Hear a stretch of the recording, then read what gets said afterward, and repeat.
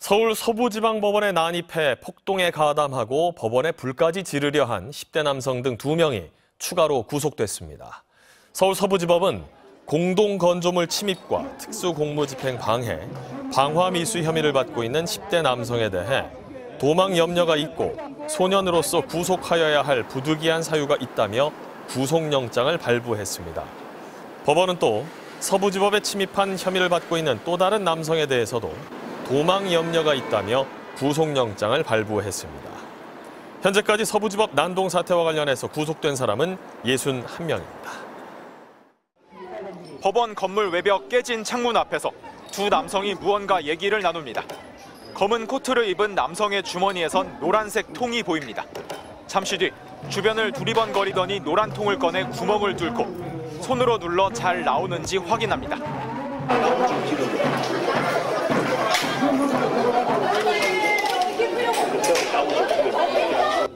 라이터용 기름을 담은 통으로 추정됩니다. 기름을 받은 남성은 깨진 창문으로 다가가 한참 동안을 법원 안으로 뿌립니다. 미리 준비한 듯 기름을 건넨 남성은 곧이어 라이터를 꺼내 종이에 불을 붙이고 법원 안쪽으로 집어던지고 자리를 뜹니다. 윤 대통령 구속영장 발부에 반발해 법원에 난입한 폭도들 일부가 불까지 지르려 한 모습이 드러난 겁니다. 실제 불이 붙었는지는 확인되지 않았습니다.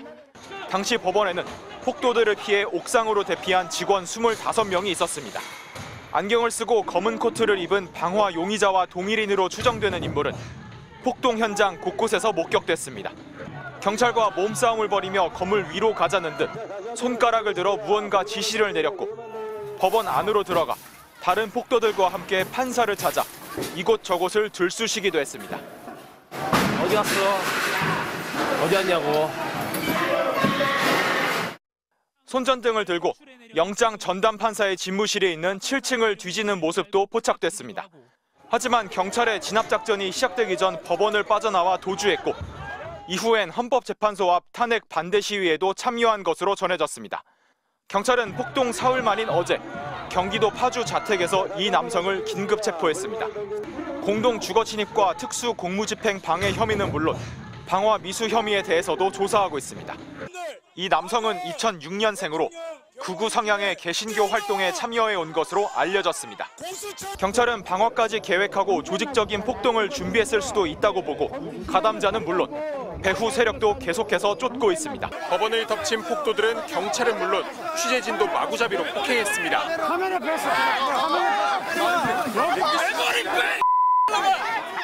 취재진을 밀쳐 넘어뜨리고 발로 짓밟기까지 했습니다. MBC뿐 아니라 방송사 등 대부분의 언론이 폭도들의 표적이 됐습니다. 명함 꺼내라고.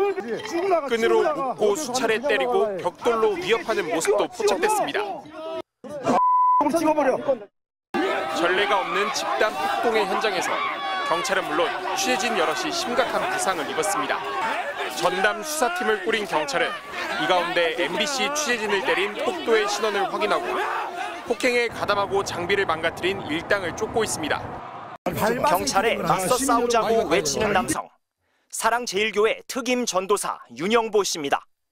최근 극우 유튜브에 출연한 윤 씨는 별도 조직을 모집 중이라고 했습니다. 지금도 저 같은 경우는 순국 결사대 들어놓기죠. 1만 명을 모집하고 있습니다. 황당한 선동도 이어갔습니다. 트럼프 대통령이 그 멕시코 국경에 그 비상사태를 선포했지 않습니까? 대한민국에도요 지금 비상사태를 선포를 해야 된다 저는 이렇게 봅니다. 한국 군대 계엄 갖고는 안 되니까 그렇죠. 99명 작전권에 의해서 미군에 의한 그런 계엄이 펼쳐져야 된다. 저희가 보도할 때마다 처음에 이영석 씨를 얘기할 때부터 제가 같이 얘기했던 사람이에요. 윤영보. 맞아요. 이 사람 특임 전도사 기억해야 된다고 얘기했었고 제가 윤영보 씨는 체포가 안 된 채 계속 다른 그 극우 유튜브에서 출연을 하면서 계속 선전선동을 하고 있는 거예요. 그래서 제가 계속 눈여겨서 더 보고 있었거든요. 그래서 이 사람은 그날 도대체 어떤 역할을 했을까 굉장히 궁금했는데 JTBC에서 삭제됐던 영상을 딱 공개를 한 거예요. 근데 그거를 보는 순간 그 목소리를 저는 딱 알겠더라고요. 우리 시민 여러분, 날이 새가고 있습니다. 곧 우리 원군이 달려오니까 좀만 더 버티시게요. 그럽시다. 자, 집에 가시면 안 됩니다. 국민저항권 발동이 됐으니까 오늘 끝장을 봐야 됩니다, 여러분. 지원군이 언제 와요? 좀만 기다려봐요. 여기다 바리케이트 치면 됩니다. 시내 지금 나오라 그래. 그래서 지금 밀고 나오잖아, 경찰이. 예요. 작전 모르면 뭐 작전을 몰라, 작전을. 가자 막아. 그러면 가서 막아라고. 말하지 말고 할 수 있으면 막아봐. 소화기 가져와. 자, 일단 생각에 방아선을 여기다 만들어요. 경찰은 이상 물러서면 안 돼요. 자, 우리 시니어분들 앞으로 앞장서 이 자리에 앉아봅시다. 앉아버려. 잡아가라면 잡아가. 정문 쪽은 너무 뚫기가 힘들겠더라고요. 역시나 생각대로 후문 쪽이 아주 구멍이 많아가지고 나는 그냥 가만히 서 있었는데 먼저 막 2030들이 다 공격해버렸잖아요. 나는 가지도 않았어. 사실 나는 마이크 잡고 있느냐라고. 나중에 나는 이제 들어갔는데 넘어야 될 때 넘은 것은 선동이 아니여. 자연스러운 발동이지.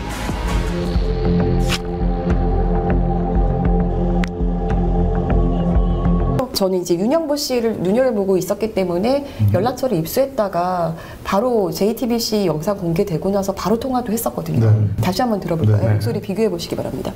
네, 전도사님. 예. 네, 윤영보 전도사님이시죠? 예. 아, 예, 전도사님. 아이고, 어떻게 전도사님 체포 안 되셨네요. 안 됐어요. 네네, 이봉규 TV를 좀 봤어요. 예. 네네, 전사님도 그때 저기 너만 몰라 TV 운영도 하시고 조금 위험하셨을 것 같은데. 예, 어떻게 체포 안 되신 거예요? 누구세요, 그런데? 네? 누구냐고요? 아, 제가 소개를 안 했네요. 저 뉴탐사의 권지연 기자입니다. 네. 어찌자고요? 네? 어찌자고? 아니, 전도사님 거기 너만 몰라 TV에서 전도사님 진행하시는 것도 봤거든요. 딱 전도사님 목소리더라고요. 지금 네네네. 정보를 지금 잘못 알고 계시는데 나하고는 상관없어요. 아니, 뭐 전도사님 목소리더라고요. 그 목소리 갖고 그건 아니지. 외모, 거기 나오는 남성분도 이제 전도사님 외모던데 아니세요? 그날 처음부터 끝까지 함께 하셨다 그랬잖아요. 뭐 하셨어요? 하여튼 알아서 잘 해보세요. 여보세요? 목소리가 똑같죠? 네. 저랑 통화한 것도. 네. 현장에서 거의 이분이 진짜 총지휘를 한 것 같은 느낌이 드는데. 네, 총지휘를 한 것 같은 느낌이죠. 그리고 점점 드러나는 게 거기에 뭐 가지고 나온 물건들이며 여러 가지 계획해서 나왔다는 생각이 딱 들잖아요. 그렇죠. 그래서 제가 그 사랑제일교회에 있었던 분들께도 어떻게 생각하냐 물어봤습니다. 그랬더니 하나같이 하는 말이 정광훈이 뭐라고 했죠? 그 우리의 어떤 이거를 저항권을 국민 저항권을 발동해야 된다라고 그렇게 얘기를 했잖아요. 그게 그렇게 중대한 범죄가 될 것도 모르고 이건 당연히 해야 되는 거라고 생각하고 아마 했을 거다. 너만 몰라가 본인들의 채널이 아니라는 겁니다. 예, 거기 한번 들어가 보십시오. 온통 누가 봐도 정광훈 씨 네, 채널입니다. 그리고 지금 윤영보 씨는 또 정광훈의 특임 전도사로서 이영석과 함께 정광훈을 위해서 누구보다도 발벗고 뛴 그런 사람이고요. 피해가지 못합니다. 네. 서울 서부지법 폭동 당시 판사 집무실까지 침입했다가 구속된 남성은 전광훈 씨의 사랑제일교회 전도사였습니다. 같은 교회의 또 다른 전도사가 폭동 현장에서 경찰과 싸우자며 인파를 선동했던 것으로도 확인됐습니다. 경찰은 폭동의 배후로 의심되는 전광훈 씨를 조사하기 위해 전담팀을 꾸렸습니다. 서울경찰청 안보수사관은 전광훈 전담팀을 꾸리고 본격 수사에 나섰습니다. 내란 선동 혐의로 고발된 전 씨 관련 기록을 확보한 전담팀은 폭동 당일 전 씨의 행적에 수사력을 집중하고 있습니다. 특히 폭동에 가담한 사랑제일교회 전도사들에 주목하고 있습니다. 지난 19일 새벽 폭도들이 대거 체포된 뒤에도 한 남성이 격렬하게 선동을 이어갑니다.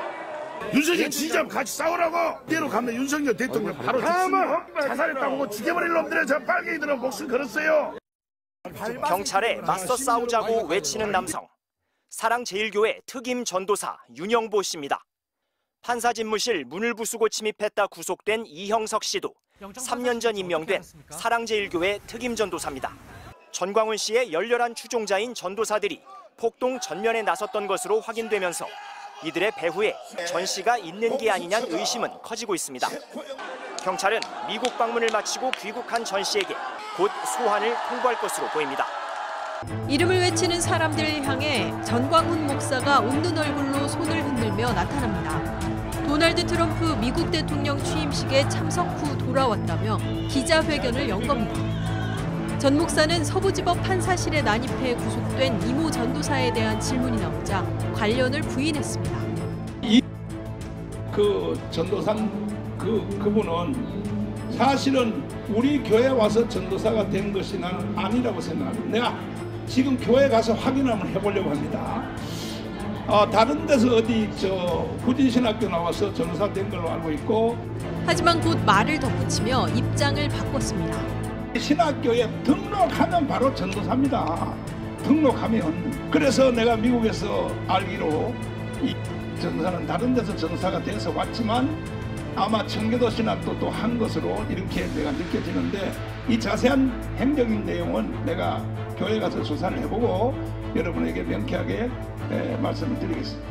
한편 경찰은 전광훈 전단팀을 꾸려 내란 선동 혐의로 고발된 전 목사가 서부지법 폭동 사태에서 어떤 역할을 했는지 수사하고 있습니다.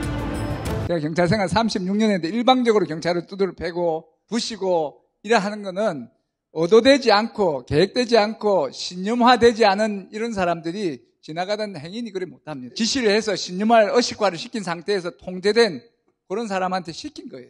그 전부터 저렇게 하려고 딱 준비하고 그렇지, 있다가 마음먹은 네. 이 중에 일부는 우발적으로 같이 휩쓸렸는지 모르겠지만 이걸 주도하는 사람들은 마음먹고 온 것이다.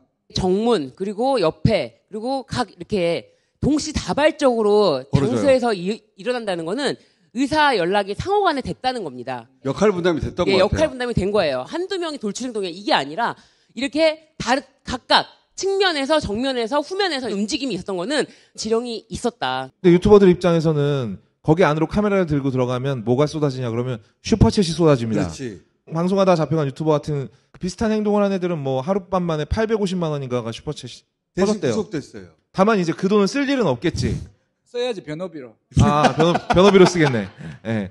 그 전광훈의 특임 전도사 이고 이 사람은 또 2020년에 그 장희동 알박기 했을 때 행정대집행 들어왔을 때 화염병 던지고 쇠파이프 들고 하얀색 경량 안전모 그때 백골단이 등장하죠. 예, 그때 처음으로 백골단이 등장을 한 겁니다. 그리고 김민전 의원이 소개하고 여기까지 쭉 이어지는데 특수건조물 침입, 특수공무집행방해, 공무집행방해 등등등 해서 한 67개를 묶어가지고 영장 청구를 했는데 저는 그 7층에 올라가서 발로 찬 자를 중심으로 해서 범죄단체 구성 여부를 봐야 된다.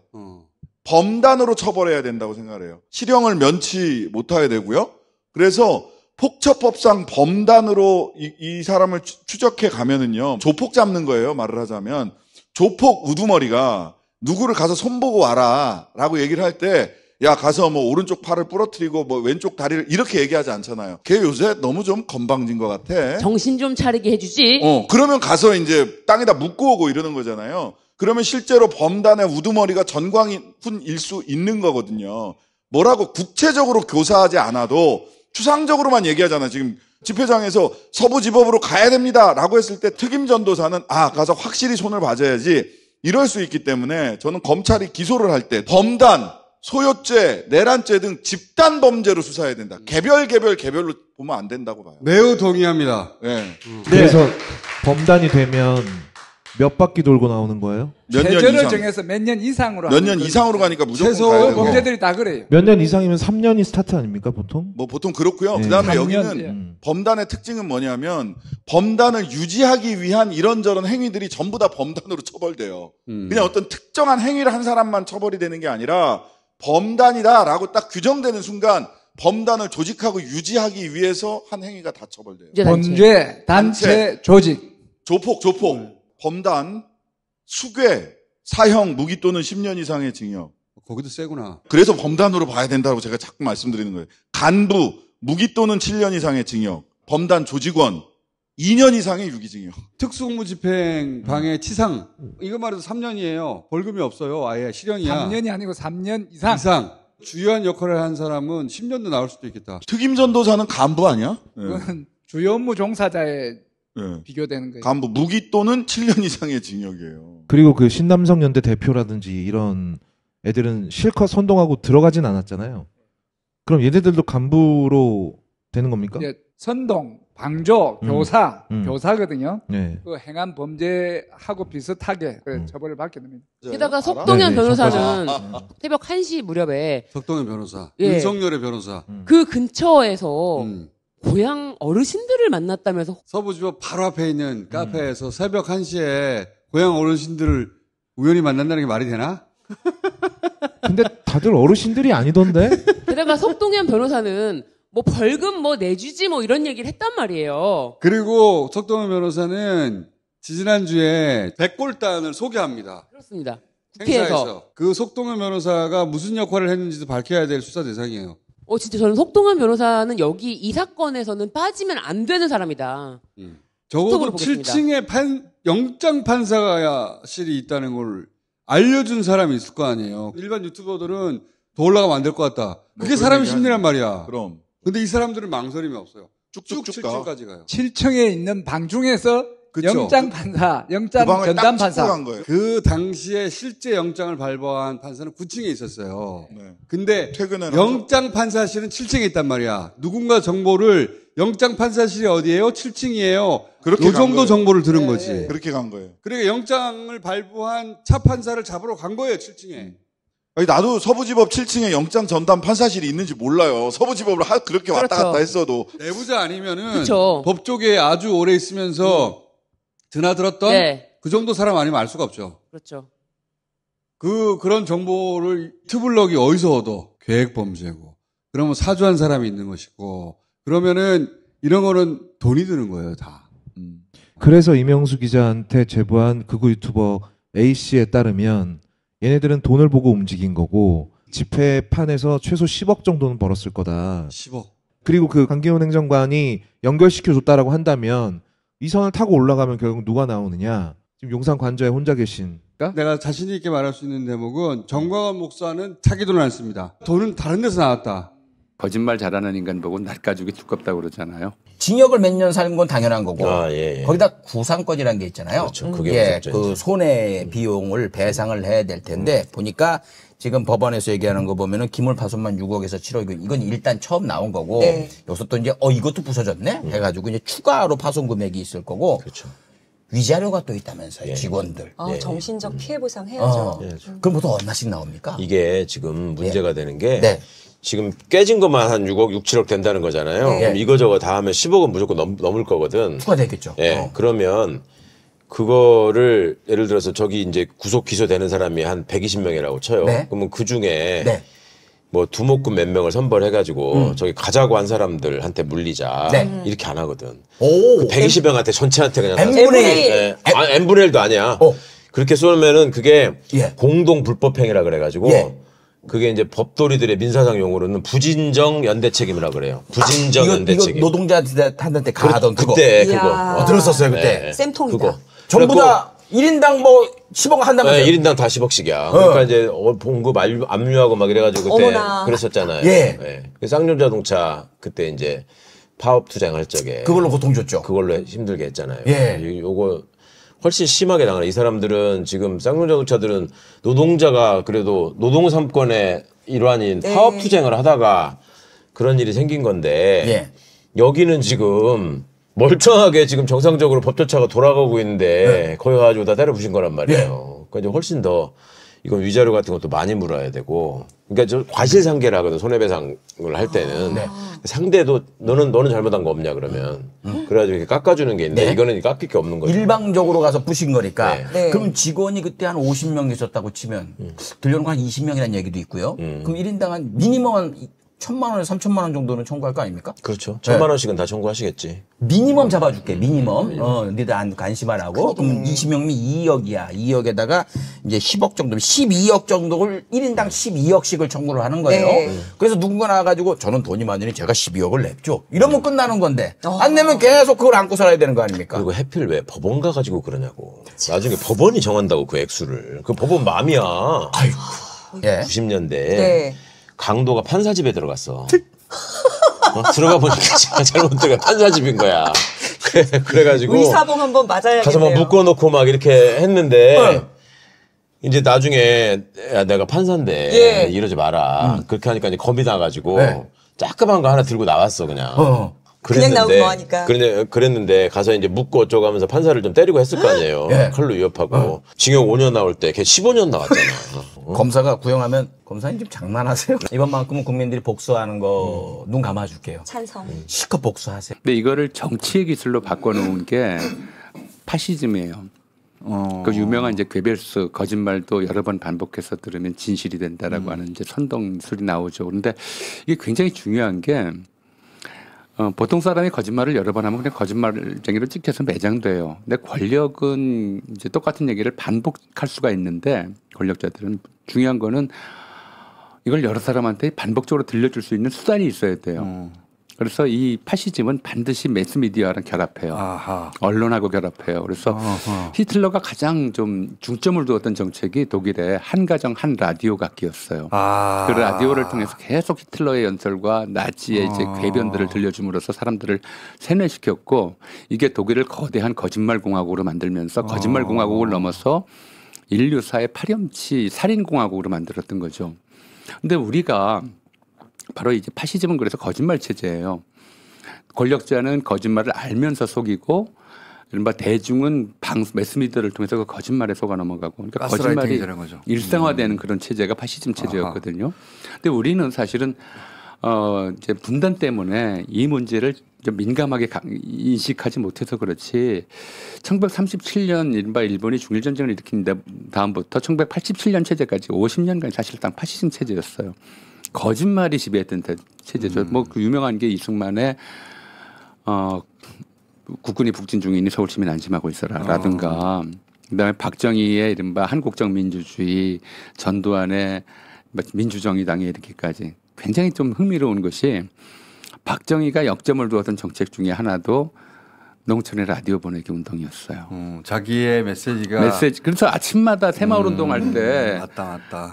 농촌 마을에 이제 그 이장의 방송 목소리 방송이 울려 퍼졌잖아요. 끊임없이 이렇게 방송을 통해서 그러니까 이 파시스트 권력, 거짓말 권력과 이 거짓말을 이제 대중에게 전달하는 언론은 늘 파시즘을 구성하는 두 축이었어요. 요즘 그 20, 30대는 모를 텐데 그때는 마을마다 동네마다 그 스피커를 통해 가지고 그 새벽종이 울려 그 노래부터 시작해서 이제 박정희 정권의 메시지가 계속 이제 주민들의 의식을 지배했던 거죠. 나와서 집 앞에 마당 쓰려고 그거를 전국에 방송했죠. 그래서 저는 이제 윤석열 개인의 거짓말도 문제지만 사실은 이 파시즘 문화가 윤석열 개인을 넘어서서 우리 사회 지배 집단 내에 굉장히 뿌리 깊게 지금 남아있다. 특히나 지금 보면 윤석열도 그렇고 헌법재판소 이제 윤석열 변호인도 그렇고 국민의힘에서 윤석열 주장을 계속 이제 반복하는 당 지도부도 그렇고 대부분 검사 출신들이에요.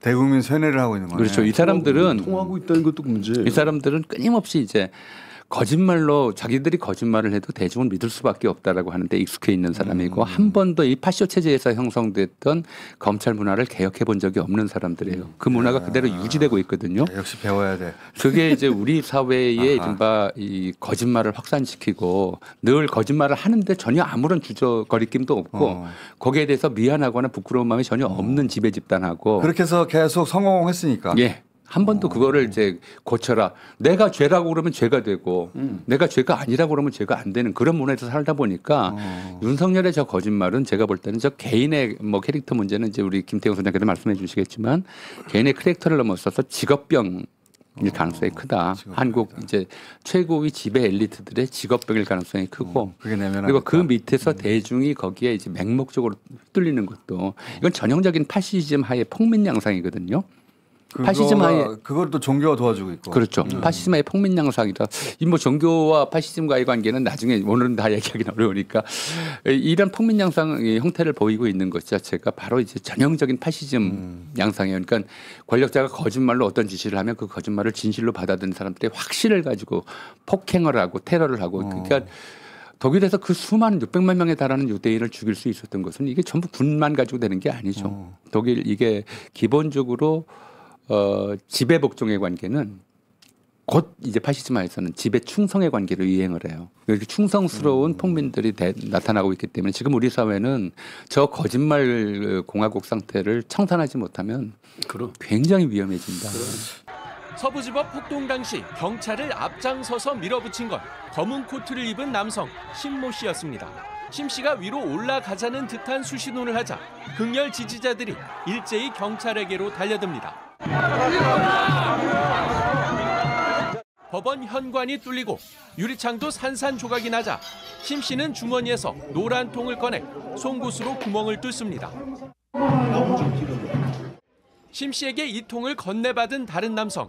법원 창문 안쪽으로 기름으로 추정되는 액체를 뿌립니다. 심 씨는 종이에 불을 붙여 건물 안으로 던져 넣는 듯한 행동을 합니다. 7층 판사실까지 침입했던 심 씨는 경찰에 긴급 체포됐습니다. 경찰은 심 씨가 방화를 시도한 건 아닌지 의심하고 있습니다. 어제 네. 새벽에 투블럭이 체포가 됐어요. 네. 파주 자기 집에서 체포가 됐다고 해요. 그러니까 며칠 전에 저희가 제보받았던 파주 쪽 마을 버스를 탔다는 게 맞는 거예요. 근데 더 충격적인 거는 이 친구를 해야 되겠습니다. 이 친구가 06년생이에요. 그렇다고 하더라고요. 1월 1일이 지났기 때문에 법적 성인이지만 10대예요. 극우 교회 교인이라고 하거든요. 그 지역에 유명한 극우 교회가 있긴 합니다. 극우 교회인지 다른 곳인지 모르겠는데 극우 교회가 10대 인생을 끝장낸 겁니다. 이 정도면은 법적 성인이라 10년은 족기 선고될 일을 지금 벌인 거거든요. 그럼 이 사람과 눈을 맞추고 그리고 라이터 오일을 준비하고 했던 사람들이 있었잖아요. 분명히. 네. 그럼 그 사람들도 그 교회 교인들인지 의심해 봐야 되는 것이고. 그럴 확률이 높죠. 그러면 이 10대들 혹은 청년들이 거기까지 가서 그 일을 집단적으로 했다면 그 교회 목사나 지휘자가 있을 것이라고 의심 강력히 됩니다. 그 사람들을 체포해야 돼. 배후를 잡아야 됩니다. 이 사건은. 이 놀랍게도 10대예요. 10대. 저는 처음에 6년생이라고 들어가지고 96년생인가? 86년생인가? 그게 아니고 06년생이에요. 세상에. 미쳤어요, 진짜. 저 10대가 7층에 영장 판사실이 있다는 걸 어떻게 알았겠어요. 저 10대가 저 건물에 불을 지를 생각을 어떻게 했겠어요. 진짜 이거 시킨 어른이 있을 거예요. 어른이 그 자들을 잡아야 됩니다. 이 진짜 미친 놈들이에요. 배후를 말씀하신 것처럼 잡아야죠. 왜냐하면 탄핵 심판과 내란 수사가 계속해서 이어지고 있고 집회도 그러면 이어질 테니까요. 이제 탄핵이 인용되면 더한 일이 벌어질 거 아닙니까? 그리고 나서 2달 동안이나 대선 기간이 이어져요. 더더한 일이 벌어지겠죠. 반드시 그 배후를 잡아야 됩니다. 안 그러면 지난번에도 얘기했지만 아주 피비린내 나는 대선이 될 겁니다. 지금 2달 지났는데 아직 2달도 채 안 지났죠. 이게 우리가 이게 대한민국에 사는 게 맞느냐 싶은 일들이 계속 벌어지잖아요. 앞으로 훨씬 더 긴 시간이 남았어요. 반드시 배우를 잡아내야 됩니다.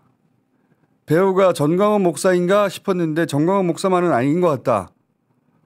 그리고 어제 이명수 기자가 나왔는데 자기가 알기로는 대통령 라인, 대통령실 라인, 그리고 김건희 라인이라고 부르는 사람의 개입, 이 의혹도 제기했단 말이죠. 네.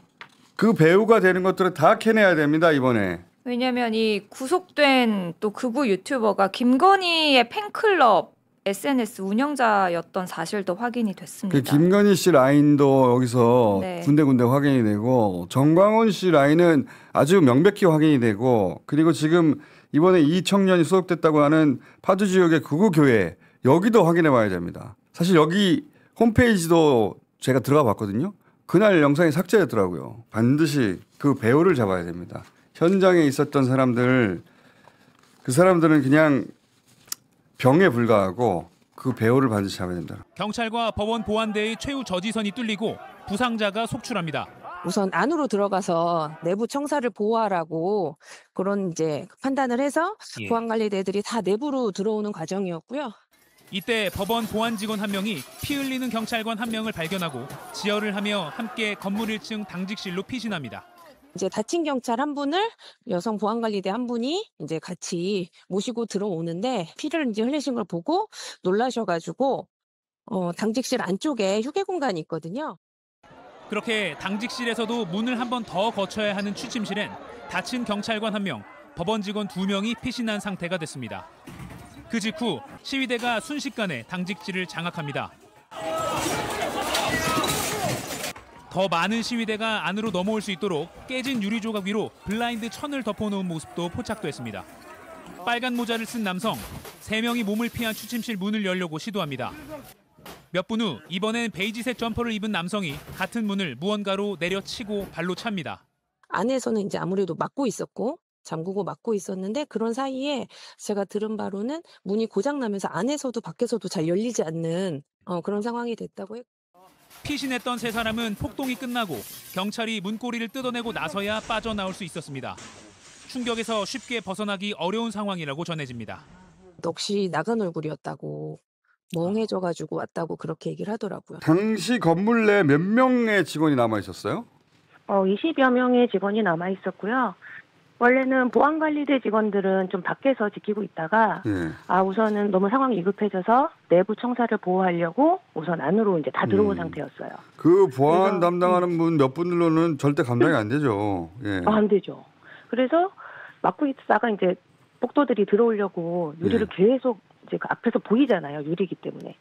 근데 정말로 수십 번을 들어오지 말라고 나가라고 급박하게 계속해서 외치고 경고를 줬는데도 불구하고 그냥 무자비하게 그 깨부시는 걸 보고 이제 바로 대피를 한 거죠. 어디로 다 피신을 한 겁니까, 이분들? 처음에 이제 대피를 하는 장소를 미리 정해놓지 않았기 때문에 그런 그렇겠죠. 상황은 전혀 예상하지 못해서 바로 이제 판단한 게 이제 철문이 있는 옥상으로 가자. 보통은 다 유리로 많이 이제 법원이 돼 있어가지고 그리고 기본 문들은 좀 약하기 때문에 그래서 철로 돼 있는 문을 가자 해서 급박하게 이제 옥상으로 다 대피하셨습니다. 바른 판단이었네요. 네, 그렇죠.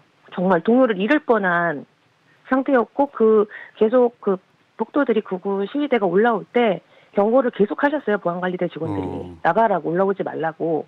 그런데 그 눈빛을 보면 마음대로 하라고 때리라고 막 이제 들이밀면서 들어오셨고 이런데 유혈 사태가 나거나 누가 이제 다치면 큰일 나겠다라는 판단하에 이제 다 옥상으로 대피하신 걸로 알고 그때 있습니다. 현장에 있다가 그들에게 잡혔으면 크게 다치거나 했을 거예요. 틀림없이. 정말 동료를 잃을 뻔했던 왜 경찰도 엄청 많이 다쳤잖아요. 경찰들도 경찰복을 입고 있는데 중상자가 7명이나 나왔는데 자 혹시 뭐 당직실에서 주무시고 있다고 뭐 피신을 못했다던가 그런 분은 없었어요?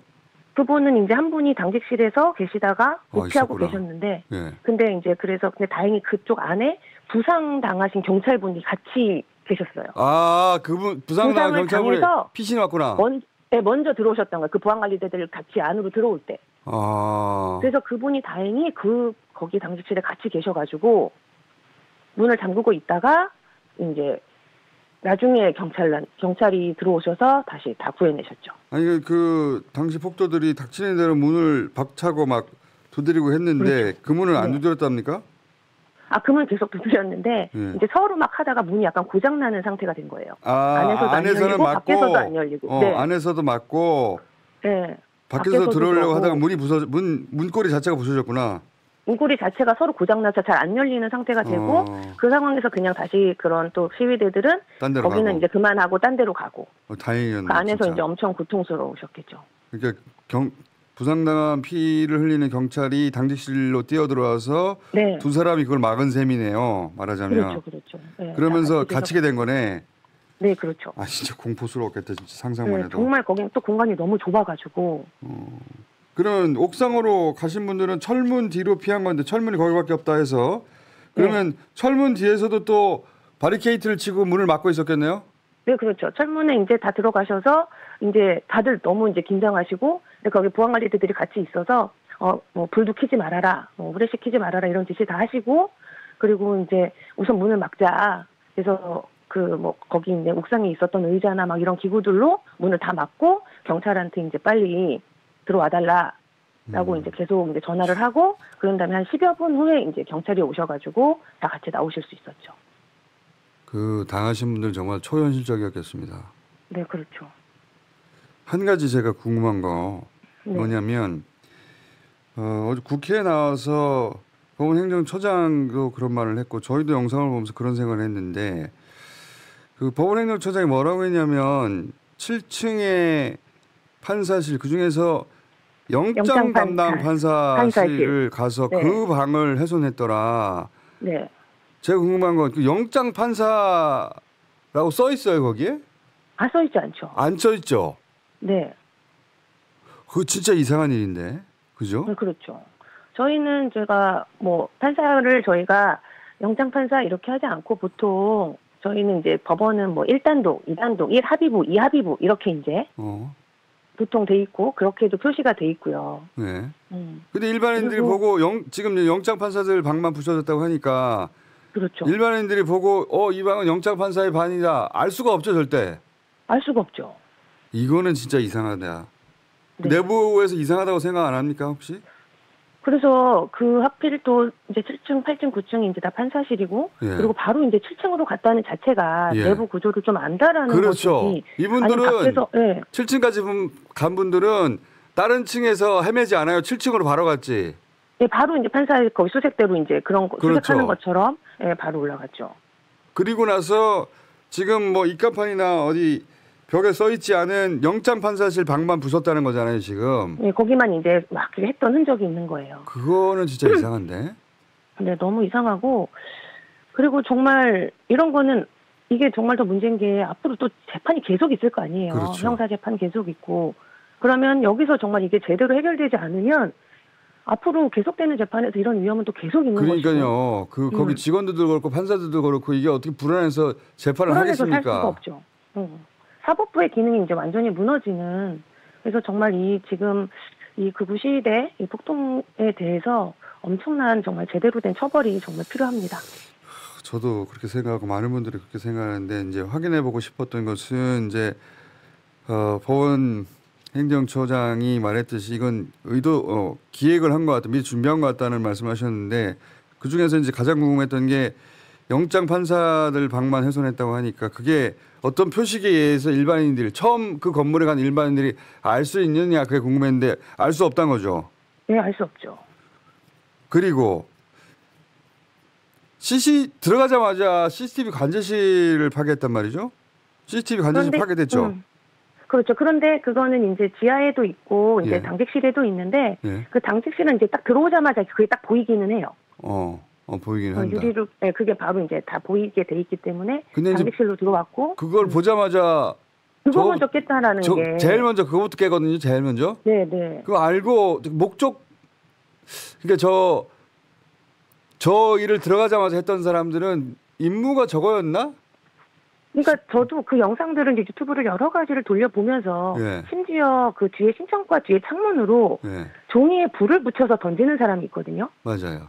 네, 그런 거 진짜 정말 그렇게 있고 앞뒤로 이제 들어오잖아요. 뒤에서는 뒤에 창문을 깨고 종이에 불을 붙인 걸 던지고 앞에서는 유리를 깨고 들어오고 이게 뭔가 굉장히 계획돼 있고 누구는 몇 층으로 가고 역할 분담이 돼 있다는 생각이 들어요. 저도. 그리고 모든 소화기를 이제 다 어디에 정말 곳곳에 있는 소화기를 다 들고 이제 다 난리를 치고 그걸로 깨부시고 하는 것들을 봤을 때 전혀 또 망설임이 없었거든요. 맞아요. 들어가자마자 CCTV 렉부터 뜯어가지고 그걸 파괴하고 물을 붓고 바로 그러고 판사 어딨냐고 수색을 하고 다니고 판사실 7층을 바로 올라가고 그리고 정말 그게 왜냐면 5층, 6층이 이제 4층, 5층, 6층은 별로 건드리지 않았단 말이죠. 거기는 건드릴 게 없다는 걸 알고 판사실로 직행했어요. 네, 그러니까 이것들이 보면 이 일련의 상황들이 누군가의 지시 없이는 절대 있을 수 없는 일이겠다. 그 내부 직원들도 그렇게 생각하고 있죠. 그렇죠. 그리고 예. 우리가 정말 딱 봤을 때 그렇게 무자비하게 뭔가를 훼손한다라는 것은 보통 사람들이 그냥 분노의 감정으로 할 수 있는 일은 아니거든요. 주저하게 됩니다. 저희가 분노한 감정을 보는 민원인을 많이 보잖아요. 그렇죠. 그런 사람을 봤을 때 길에서 분노한 사람도 보고 이런 일을 봤을 때 그런 식의 행동은 하지 않아요. 아니 분노한 사람들이라고 해서 네. 저런 장소에 들어가자마자 서버실에서 CCTV부터 박살낸다는 생각을 머릿속에 떠오르지 않아요. 전 떠오르지 않죠. 전혀 그럴 수도 없고 무슨 소리를 지르고 뭐 그냥 그런 정도로 혼자 뭐 집기를 약간 뭐 자기 물건을 던진다라든지 자기의 손에 들고 있는 걸 던진다 이런 화나는 행동을 하는 것이지 뭔가를 내가 탁탁 지적해서 그것을 하겠다라는 의도적인 계획적인 그런 행동을 전혀 보이지 않으니까 이건 충분히 뒤에서 뭔가 지시가 있었고 그런 거에 따른 행동이라고 저는 충분히 생각할 수 있을 것 같아요. 분위기에 휩쓸린 사람들도 현장에서 분명히 있었겠지만 저 주도하는 사람들은 머릿속에 시뮬레이션을 하고 계획을 세우고 왔던 걸로 보이고 이 건물을 점거하는 농성들이 있긴 합니다. 근데 그렇죠. 건물 점거 농성과 가장 근본적인 차이는 뭐냐면 건물을 점거하는 농성은 예를 들어서 창문을 깨고 들어가잖아요. 그럼 거기를 청소하고 정비를 합니다.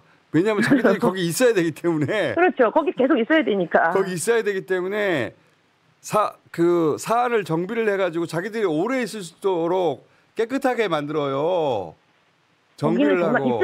유리 파편이 정말 바닥에 로비에 전체가 다 깔려 있어가지고 그 본인들이 있을 수 없는 곳이고 그리고 보면 당연히 경찰한테 현행범 체포될 걸 알고 있었잖아요. 그렇죠. 거기서 현행범 체포 안 될 수가 없잖아요. 그런데 지금 주도한 사람들은 지금 안 잡힌 걸로 보면 네, 그러니까요. 경찰이 들어올 때쯤에 이 사람들도 빠져나갔어요. 그래서 그게 당연히 알고 어떻게 될지도 알고 하지만 누가 나를 도와줄 것이다라는 판단까지 하신 것 같거든요. 저 사무처장님도 지금 열심히 합리적 의심을 하시고 있고 저도 그 의심을 하고 있는데 점거 농성은 이렇게 안 합니다. 점거 농성은 저희 노동조합이 농성 하잖아요. 맞아요. 근데 저희는 정말 제가 너무너무 속상하고 화났던 게 저희는 그런 농성할 때 그 하늘 높이 고공에 올라가서 크레인에서 그런 고공 농성하고 0.3평짜리 철창에서 내 몸을 가두고 내가 단식을 하고 이런 농성을 하잖아요. 내가 원하는 것 그런 거를 하기 위해서. 그런데 이런 행동을 보면서 그러면서 뭐 노동자랑 이제 비교하고 저는 여기서 정말 분노를 금할 수가 없습니다. 알겠습니다. 법원 노조 입장 문제도 잘 봤고 그리고 지금 아마 서부지법 직원들 다 트라우마에 시달릴 것 같은데. 네, 그래서 법원에서도 최대한 모든 것을 지원해서 심리치료하기로 약속했고요. 그리고 이건 정말 꼭 다른 게 아니라 내란죄로 처벌돼야 된다고 저희 법원본부는 계속해서 이제 소리내고 있습니다. 알겠습니다. 일부 피의자들이 경찰 조사에서 이제 얘기를 하면서 영장실질심사 갔을 때는 손을 빌면서 선처를 바라기도 하고 울기도 하고 이랬다고 하거든요. 근데 저는 이게 그 배후가 누구냐, 뭐 이제 서로 장경태 의원하고 석동현 변호사하고 고소고발전이 이제 본격화하고 있는 것 같은데 윤상현 의원이나 석동현 변호사나 매우 의심스럽죠. 그날 만약에 월담을 한 17명에 대해서 본인이 강남서장으로부터 훈방조차 한다라는 확약을 받지도 않아 놓고 거기에서 왜 그랬는지 모르겠어요. 그냥 뭐 선처를 바란다라고 했다는 거잖아요. 경찰을 설명에 따르면. 그런데도 곧 풀려날 거야. 그러니까 쫄지 말고 다 해도 돼. 이런 걸로 청소년들이 오해할 수 있잖아요. 그래서 그 이후에 폭력의 강도가 좀 심해지고 강도가 훨씬 더 세졌다는 것이고 그런 걸 보면 윤석열 의원 당시 그때 왜 그런 판단을 한 것인지에 대한 경찰의 조사가 필요해 보인다라는 것이고요. 그리고 이런 폭동에 관련해서는 무슨 그 민사의 영역이 아니에요. 형사 사건이기 때문에 무조건 징역 1년에서 10년입니다. 소요죄만 일반 소요죄만 적용한다 하더라도. 그런데 무슨 내가 벌금을 대신 내줘요. 그건 불가능. 벌금형이 없는데 어떻게 벌금을 대신 내준다는 말을 합니까? 그러니까 이런 걸 보면 그리고 장경태 의원이 이제 쭉 추적한 바에 따르면 1월 19일 새벽 1시에 마포경찰서 하고 서부지법에서 400m 떨어진 지점의 어떤 호프집에 있었다는 거잖아요. 지인들과 함께. 근데 이제 석동현 변호사의 주장은 네. 지역 뭐 어르신들을 만났다. 그런데 장경태 의원이 공개한 사진을 보면 제일 나이 많은 사람이 석동현 변호사라는 거예요. 그리고 전부 젊은이들이에요. 물론 이제 연세 드신 분들도 네, 조금 네. 중년의 이제 또래로 보이는 분들이 있긴 했습니다만 이건 설명이 안 되는 거죠. 그리고 새벽 1시에 그 시간에 왜 거기 가 있었는지 뭐 이건 좀 이해할 수가 없고 그리고 또 거기 들어갔던 청년들이 다른 층들에 대해서는 송계 정도가 경미한데 네. 유독 7층 영장 전담부가 있는지 어떻게 알고 가냐. 물론 네. 지금 안내판에 없었다는 거거든요. 영장 전담부라고 딱 써 있지 않다. 저도 가본 지가 오래돼서 헷갈리는데 가봐야겠다. 당시 그 사람들이 들어가서 어떻게 7층에 영장 전담 판사가 있는 줄 알고 그렇죠. 그 방에 있는 줄 알고 실제로 어떻게 그 판사를 막 찾으러 다니잖아요. 예, 맞습니다. 예. 그 찾으러 다녔던 사람이 또 전광훈 목사와 관련이 있는 사람이라는 그렇죠. 얘기가 나왔죠. 네, 그렇습니다. 근데 7층 판사 집무실을 문을 발로 차는 걸 이제 저희 JTBC가 찍었는데, 네, 그거 이제 손괴 및 침입 혐의를 받은 이제 그래서 구속영장이 이 지금 영상이 나가고 있는데 이 이모 씨가 사랑제일교회의 특임 전도사였다라는 이제 사실이 확인이 됐어요. 사랑제일교회 특임 전도사. 네. 그러니까 이런 거예요. 지금 언론에서 2030 청년들이 많다, 뭐 과반 50몇 %가 넘는 게 이 젊은 청년들이다. 그러면서 뭐 한겨레 신문 같은 경우에는 뭐 극우가 된 젊은 세대 뭐 2030 이렇게 분석 기사도 쓰고 하던데 네. 그것보다 더 중요한 것은 MBC 보도에 따르면 특정 교회 교도들이 많다. 그게 바로 정광훈 목사가 이끄는 사랑제일교회 교도들. 이고 저분 네. 같은 경우에는 특임 전도사라는 거잖아요. 그러니까 관련성이 매우 농후하다고 볼 수 있죠. 근데 무슨 전도사가 저렇게 문을 풀리고 그러니까. 아니 그리고 누가 죽겠어요. 벌금을 대신 내주겠다라는 발언을 한 적이 있나요? 그게 석동현 변호사가 했다는 그래요? 거잖아요. 근데 이거 벌금이 문제가 아니고 형사처벌도 형사처벌이지만 민사상의 손해배상 책임 있잖아요. 네. 지금 대략 7억 정도 추정되는데 네. 요새 공사비하고 자재값이 올라서 막상 해보면 더 나올 거예요. 진짜 비싸졌어요. 맞아요. 건설 자재가 많이 비싸졌어요. 인건비도 많이 올랐고. 인건비도 많이 올라서 네. 뭐 대략 한 10억 정도는 나오지 않을까 싶은데 이거는 저기에 적어도 형사 입건돼 있는 사람은 다 연대 책임이에요. 손해배상의 액수에 대해서는 그래요? n분의 1이 아니에요. 집행할 수 있으면 그 사람부터 집행하고 예를 들어서 한 사람은 돈이 많고 나머지는 돈이 없어. 그러면 돈이 있는 사람한테 전액 집행할 수 있는 거예요. 그래요? 그리고 나서 니들끼리 책임 분담은 니들끼리 알아서 해. 네가 구상을 하든지 다른 공범들한테 이렇게 돌아가는 거거든요. 근데 연대 책임이 있는 거예요. 연대 책임이에요. 근데 내가 대신 벌금 내줄게 들어가 했으면 그 사람도 책임이 있는 거예요. 근데 10억 정도는 눈 하나 깜짝하지 않을래나? 민주주의 국가라면 있어서는 안 될 사법부 테러가 벌어졌지만 윤 대통령 극렬 지지자들에게서 반성의 모습은 찾아보기 어렵습니다. 이들은 이제 헌법재판소를 에워싸고 위협을 계속하고 있고 법원 폭동을 부추겼던 극우 유튜버들은 헌재로 자리를 옮겨 똑같이 선동을 이어가고 있습니다. 이번 폭동 가담자 수십 명이 경찰에 연행된 뒤 한 극우 유튜버의 라이브 방송 영상입니다. 화면 아래 계좌번호와 사랑제일교회 글씨도 보입니다. 지금은 삭제된 이 영상을 단독으로 확보해 살펴봤습니다. 윤 대통령 지지자들을 지휘하는 듯 실시간 방송을 이어갑니다. 날이 새가고 있습니다. 곧 우리 원군이 달려오니까 좀만 더 버티시게요. 그럽시다. 자, 집에 가시면 안 됩니다. 자, 오늘 이 자리에 죽어요. 잡아가려면 잡아가. 죽여라면 죽여. 폭동 행위를 잘한 일이라 말하고 시청자들에게 다 모이라고 합니다. 자, 소화기 가져와요. 소화기. 방아선을 여기다 만들어요. 자, 우리 시니어분들 앞으로 앞장서 주세요. 시니어. 우리가 오늘 법원 공격을 잘한 거예요. 한번 꼰대를 보여줘야 돼. 자, 오늘 이 영상을 보신 분들은 다 오셔야 됩니다. 현장. 이 유튜버는 어제 윤 대통령이 출석한 헌법재판소 집회도 실시간 중계합니다. 또 다른 유튜버는 허위 정보를 내세우며 헌재를 포위하자고 소리칩니다. 이번에 JTBC 기자 의혹이 있었죠? 누가 문 부셨어요? 뿌락지들이 문을 부시지 않았습니까? 현장에서 만난 윤 대통령 지지자들, JTBC 기자라고 신분을 밝히자 이미 사실이 아니라고 확인된 허위 정보를 말합니다. 그분 아니에요? 네. 아주 유사하게 생겨서. 한 남성은 입건이 됐고 특정이 됐어요. 그 가짜 뉴스에 대해서는 어떻게 생각하세요? 저 그거 가짜인지 진짜인지 몰라요. 어쨌든 JTBC가 가담이 됐다라는 거. 성함이 뭐라고요? 저 JTBC의 이상엽 기자입니다. 이상엽? 상자 엽서할 때 엽이. 엽서? 네. 중국을 언급하기도 합니다. 중국 사람이에요? 부모님이 중국이거나 뭐 조선족이거나. 국적은 한국이고 부모님은 강원도에 계세요. 중국에 뭐 받았어요? 또 다른 유튜버가 경찰을 상대로 명찰이 없다고 따지자 왜 명찰이 없냐 이거 이 사람은. 아니 근데 이 사람은 왜 말을 못해요? 한국말 못해? 한국 사람 같지 않아요. 능력이야. 명찰이 아니야. 이렇게 무더기로 구속된 사람들 외에도 폭동 당시 판사 집무실 문을 발로 걷어차 난입하는 등 수색을 주도한 남성이 있었는데요. 이 남성은 전광훈 씨의 추종자로 3년 전 전광훈 씨가 사랑제일교회 전도사로 임명한 것으로 확인됐습니다. 폭동 배후에 대한 수사가 전광훈 씨로 확대되는 게 불가피해 보입니다. 애국운동하면서 벌금 나온 것도 있고 그래서 경고장을 받아가지고요. 간단하게 말하면 위험한 상태예요. 저는. 또 다시 감옥을 갈 수도 있어요. 그럼에도 불구하고 저는 나옵니다, 여러분들. 사랑제일교회를 이끄는 전광훈 씨의 방침은 평화 집회라면서도 돌연 언제든 폭력 사태를 일으킬 수 있다는 듯한 발언을 쏟아냅니다. 명령 떨어지자 숨도 안 쉬고 쳐들어갑니다. 경찰 병력이 있는데요. 눈꽃만큼도 고민 안 해요. 총 맞아 뒤지던, 몽둥이를 맞아 뒤지던 간다고 명령이 없어서 안 나간 것뿐이에요. 언제든지 나갈 각오가 돼 있다고 여러분들. 이 씨는 자신의 유튜브 채널과 집회 현장 발언을 통해 전 씨에 대한 맹목적 충성을 드러내온 추종자입니다.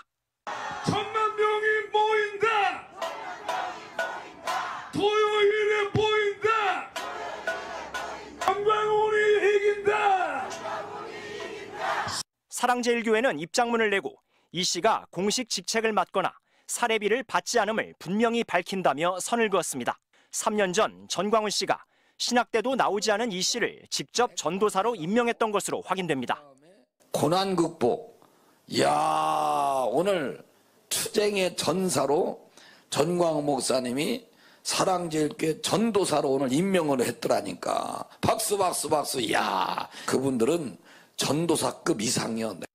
이 씨는 지난 2020년 사랑제일교회 명도 집행 과정에서 저항하다 실형 선고를 받기도 했습니다. 경찰은 이 씨를 긴급 체포해 구속영장을 신청했습니다. 특임 전도사라는 게 뭡니까 도대체? 처음 들어봤는데 특임 전도사라는 거는 존재하지 않아요. 그 정확하게 전도사 자격이 없는데 너는 오늘부터 전도사야. 특임이다. 그렇지. 이런 느낌 아닌가? 아니 전도사가 되려면 학교도 나와야 되는데. 그렇죠. 신학 때도 신학 나와야 되고 하고 있어야 되고 그리고 뭐 일정 자격이 갖춰져. 그리고 전도사 안수를 받아야 기본적으로 전도사 되는 거 아니에요? 그런 거 없습니다. 그냥 전광훈이라는 그 사랑제일교회 왕, 사랑제일교회 왕이 임명하면 넌 오늘부터 나의 전도사. 사실상 그냥 뭐라 그럴까? 특명 전권 대사 같은 거죠. 예. 특명 전권 대사. 네. 왕이 그냥 임명하면 넌 나의 대사야. 네. 끝인 겁니다. 즉 그런 똑같아요. 특임 전도사는 이게 중요한 게 뭐냐면 무임이에요. 돈을 안 줍니다. 그러면서 직접 돈을 벌으러 나가야 되는 거예요, 그러면? 자기가 그냥 알바 뛰어야 돼요. 네. 그래서 실제로 그거 유튜브를 한 거죠. 그 특임 전도사가 하면 무슨 뭐 포교 활동이나 선교 활동 이런 거 안 합니다. 네. 뭐만 하냐? 전광훈이 집회할 때 거기서 꽹가리 치고 북치고 자리 잡고 이런 거. 특임 브레멘 음악대 이런 거. 그런 거 하는 거죠 이제. 이게 뭐야 이게? 애국 운동 뭐 이렇게 표현을 하더라고. 그리고 이제 저분이 사실 빵을 살고 나왔거든요. 네. 그것도 사랑제일교회가 장위구역에다가 이 알바케 했을 때. 장위 19일 그냥 명도 집행할 때. 그렇죠. 그때 이제 저 수사관들이랑 이제 멱살잡이했던. 네, 폭력 사태. 그러다가 폭력 사태 일으켜서 실형을 살고 나온 자입니다. 사회봉사 명령을 받고. 네. 그러니까 이게 뭐냐면 갔다 왔으니까 거의 깡패 조직인 거야. 너 들어갔다 왔으니까 내가 너 챙겨줄게. 너 특임 전도사. 그러면 한 번 더 가면은 이제 재범이기 때문에 형량이 늘어나나요? 가중처벌입니까? 그렇죠. 그렇죠. 그 폭력이니까. 네. 그리고 이제 갔다 오면 특임 전도사 이렇게. 본인은 명령이 떨어지면 바로 그냥 투입된다. 대단해요. 또 뭐 감옥에 갈 수 있다. 하지만 나는 명령을 받으면 애국 시민으로서 애국 운동을 하기 위해 다 나간다. 뭐 이렇게 얘기하더라고요. 그 명령이 전두환이 아니라 전광훈의 그 명령이잖아. 네. 그러니까 이게 나중에 두고두고 전광훈의 발목을 잡을 텐데 저 사람이 저런 얘기를 하고 다니던 사람이잖아요. 그리고 실제로 시행을 했잖아. 그러면 일종의 폭력 집단의 수행원쯤 되는 거예요. 특별수사단을 꾸리면 다 잡으러 온다라고 말씀드렸는데 쟤부터 일단 잡혔잖아요. 네. 지금 그리고 추가로 수사하고 있는 사람이 50명이라는 거예요. 맞아요. 네. 영장 청구한 사람 빼고 50명. 그 다 이제 영상에 찍혔거나 네. CCTV 확인했을 때 쟤는 들어갔다 나온 것 같다. 이런 사람들 다 잡으러 갑니다 지금. 네. 저런 짓을 했던 거 그다음에 유튜브까지 엮는 작업들을 진행 중이기 때문에 젊은 세대의 집회 문화를 체험하러 왔소이다. 이렇게 얘기를 하기도 하고 아이고 산책하다가 우연히 지나갔소. 산책하다가 뭐 이런 식으로 지금 변명을 하고 있다는 겁니다. 네, 하지만 인생 실전이다. 그렇지. 그렇습니다. 이번에 내가 볼 때 햇빛보기 당분간 어렵다잉. 그렇지. 예, 실전입니다. 요거 뭐 그냥 집행유예나 이런 거 없이 그냥 징역으로 가는 거죠? 당연하죠. 아니 말씀해 주세요, 법조인. 아니, 법정에서 윤석열 하듯이 또 따라서 해주면 좋겠어요. 그냥 그럼 법원 시스템 잘 돌아가는지 점검해 보러 왔었다. 특히 전산실에 물 붓고 막 그러잖아. 맞아, 이거 맞아. 방수 되는지 체크한 거다. 그렇게 하면은 그렇게 하면은 실형 3년 이상씩 딱딱 그렇게 하면은 이제 실형 3년 이상. 너네 두복 따라 하면은 최소 징역 3년 이상이다. 이놈들아. 그래서 나는 진짜 윤상현이가 나쁜 사람이라는 거예요. 저 친구들은 장기형 피할 수도 없고 그렇죠. 벌금형까지도 피할 수 아유, 없고 안 돼. 인생 조졌어요. 네, 끝났어. 전과자가 되는 거죠. 더 찾아내야 돼. 네. 근데 요는 쟤네들이 중고생이 아니에요.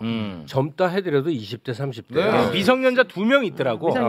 법원 때려 부시는 게 얼마나 무서운 걸 모를 수가 없거든. 그렇습니다. 그렇다면 이들에게 직접적인 용기를 불러일으킨 자들이 누구냐에 대한 것이 그거 지금부터 핵심에 핵심. 그 배후를 우리는 뚫고 들어가야 됩니다. 네. 얘네들은 그냥 구속되면 끝나. 하지만 배후는 지금 가려져 있단 말이야. 맞아요. 이번에 이 119 법원 폭동이 돈벌이판이라는 건 무슨 말이에요? 그러니까 이 친구들은 그러니까 우리 이런 집회가 큰 집회가 생긴 거 아닙니까? 네. 탄핵 찬성이 우리는 뭐 당연히 뭐 탄핵, 비상계엄령이 찬성이니까. 네. 근데 이거를 반대로 이제 돈벌이 판이 생긴 거예요. 대립하면서. 예. 그래서 슈퍼챗 보내주고 뭐. 예, 후원 받고 또 이 제보자가 저한테 얘기해 준 거에 배인규가 지금 그 관저 집회 때 막 체포되니 안 되니 그 시점에 또 통화할 때는 저한테 얘기했던 얘기가 뭐냐면 네. 이 정도 배인규가 키워줬고 그랬으면 돈벌이로 한 10억 최소 10억 이상은 벌었을 거다. 저한테 그 얘기는 어제 안 들어가 있는데요. 그 정도로 이제 돈벌이 수단으로. 예.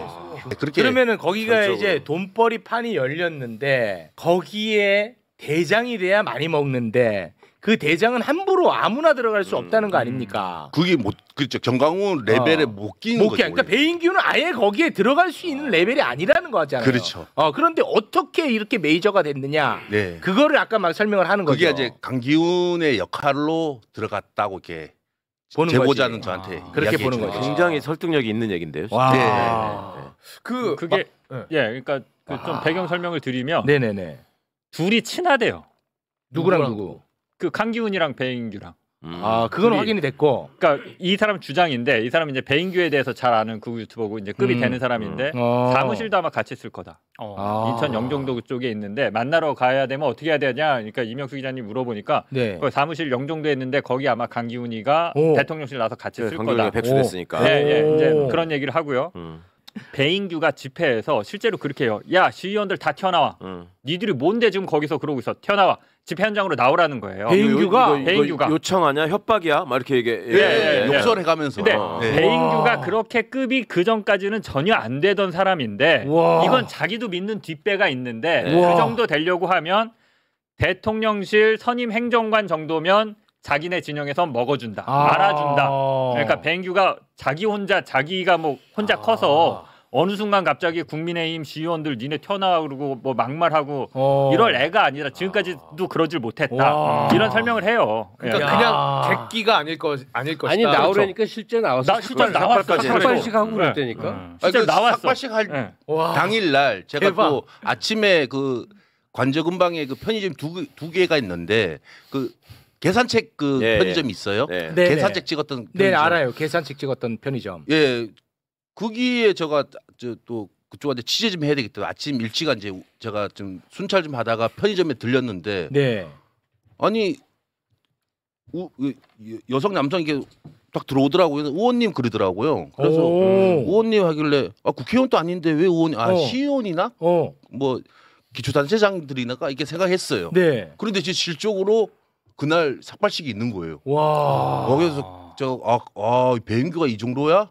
하고 나서 그 후에 이제 제보자하고 통화를 내용을 해서 사전에 그 누구의 사전에 미리 짜갖고 이렇게 된 거다. 어떻게 배인규가 지가 방송한다고 나올 수 있냐? 그렇지. 사전에 다 이제 돼 있는 게 그러면 이루어진 거다. 결국 이제 강기훈의 힘을 얻고 배인규가 이제 급성장을 한 건데 그럼 강기훈은 누구의 힘을 얻었냐? 강기훈은 우리가 알고 있기로는 윤석열 김건희 부부가 그야말로 진짜 총애한다. 거의 가족처럼 생각하는데 이런 얘기 많았잖아요. 김건희 이 핵심 라인으로 분류가 되고 그죠? 그래서 그 선임 행정관 시절에도 수석들도 함부로 못했고 그냥 강기훈은 그 안에서 지가 하고 싶은 대로 다 하고 다녔다라고 하는 그런 행정관이거든요. 네.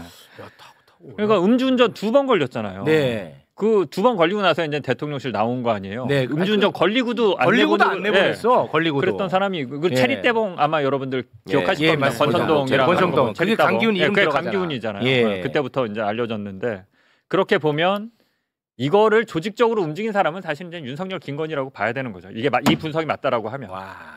실제로 현직 대통령실 행정관이 지지자들에게 헌재로 나와라 독려하는 글을 남겼습니다. 현직인 상태에서 자, 그 사람의 이름은 성상영 대통령실 행정관이고요. 어제 헌재 출석했잖아요, 윤석열이. 네. 그 앞두고 지지자들에게 헌재로 와라 이런 부탁하는 글을 그 카페에다가 게재를 했습니다. 그 윤석열 김건희 여사 네이버 팬카페가 있거든요. 네네네. 여기에다가 아예 그냥 대놓고 안녕하십니까 대통령실 성삼영 행정관입니다. 네. 이렇게 썼고요. 네. 대통령께서 헌재에 직접 출석을 하신다. 그래서 안국역에서 헌재로 향하는 모든 곳에서 대통령님을 응원해 주시기 바란다라고 적었습니다. 그리고 이 글을요. 또 뭐 카톡이라든가 엄청 SNS 퍼날렸어. 엄청 퍼날랐어요. 그래서 이게 문제가 되니까 어제 MBC 기자가 이 성삼여 행정관한테 연락을 했더라고요. 네. 근데 처음에는 뭐 잘못 거신 것 같습니다. 뭐 그러더니 아예 그냥 대통령실로 갔어요. 네. 가서 따라 붙어가지고 계속 왜 이런 글을 남겼느냐 물으니까 이 성삼여 행정관이 MBC 기자한테 저 아세요? 뭐 이러면서 계속 갔는데 결국에는 그만뒀다라고 합니다. 사직서를 냈어. 한 상태입니다. 야, 이거 너무 좀 이거 위험해지는데 이거 진짜. 타고 올라가니까. 사직 당한 것 같죠? 대통령실에서 그렇죠. 우리하고 관련 없다고 네. 하려고. 그러니까 당한 것 사랑제일교회에서 우리 전도사 아니다라고 네. 하는 거하고 같은 수법인 거고. 위험한데. 사실 두 분의 취재 내용이 굉장히 의미 있는 이유가 이번에 이제 서부지법 가서 때려부신 게 폭동에는 분명히 해당하는데 이거를 소요죄로 적용할 거냐 내란죄까지 가능하냐 이거가 이제 약간 법리적인 관심사란 말이죠. 네. 그럼 내란죄가 되려면 조직 체계에 의해서 그럼 이게 움직이면 이거는 이제 또 내란이거든요. 조직. 예. 그러니까 이제 그 배우의 조직 같은 게 드러나는 일종의 이제 단초가 될 수 있다는 점에서 중요하죠. 저는 이게 처음부터 기획된 거라고 확신을 하는 게 그러니까 윤석열이 그 시민들이 경찰을 체포할 수 있다. 그때 잘 이해를 못했었는데 사실은 그때부터 다 이렇게 준비를 하고 있었던 걸로 보고 그리고 국민의힘이 지금 이 정도 되면 손절을 해야 되거든요. 이 맞습니다. 폭동하고는 당연하죠. 근데 껴안잖아요. 맞습니다. 네. 그 이유가 없는데. 네. 그러니까 저는 같이 기획된 거라고 봐요. 그러지 않으면 설명이 안 된다. 네. 그 영장 전담 판사실을 딱 찍어서 들어가잖아요. 맞습니다. 7층. 근데 이제 그 정작 영장 발부한 판사는 당직 판사였지 전담 판사가 아니어서 네. 9층에 사무실이 있다고 하잖아. 네. 근데 그 영장 전담 판사실이 어딘지를 가장 쉽게 알 수 있는 사람들이 변호사예요. 그 법원 내 판사들의 어떤 방에 몇 호에 있나를 변호사들 갖고 있거든. 그러니까 이거는 우리 장경태 의원이 왜 그 누굽니까 석동현 변호사가 네, 그 네. 앞에서 뭐 카페에서 얘기하는 장면이 공개하고 했잖아요. 이런 부분들이 수사가 돼야 됩니다. 맞습니다. 굉장히 의심이 가요. 장년층이 줄을 이뤘던 탄핵 반대 집회에 최근 2030 청년들이 모습을 드러내고 있습니다. 며칠 전 서부지법 폭동에서도 오늘 헌법재판소 앞 집회에서도 마찬가지였는데요. 이걸 두고 탄핵 반대 집회 주최 측은 마치 젊은 층이 결집해 민심이 바뀌고 있는 것처럼 대대적으로 선전하고 있는데 과연 그럴까요? 체포된 46명 가운데 절반 이상이 20대와 30대였습니다. 이게 혁명이야. 이게 혁명이야. 윤 대통령이 수사기관 출석을 거부한 채 버티기에 들어갔던 지난해 말부터 점차 새를 불린 관저 앞 집회. 주최 측은 젊은 층의 결집을 부각시켰습니다. 대한민국 20대 남성들이 변하고 있어요. 저쪽 집회 가니까 죄다 여자애들 30대 지진 못 가는 애들 왕창 있어. 집회를 주도하고 있는 한 극우 유튜버는 청년들 대다수가 기독교 신자라며 이들의 결집엔 특정 교회의 영향력이 있다고 인정했습니다. 70~80%는 교회를 열심히 다니는 청년들이고 자유민주주의 사랑이 굉장히 소중하다는 걸 알고 있는 것 같아요. 교회에서 많이 배워서. 탄핵 반대 집회 현장에서 젊은 기독교 신자는 쉽게 눈에 띕니다. 저는 예수님을 믿는 대목교 청년입니다. 모든 교회 성도님들 전부 다 눈치 보지 마시고 하나님 보시고 나와주시기 바랍니다.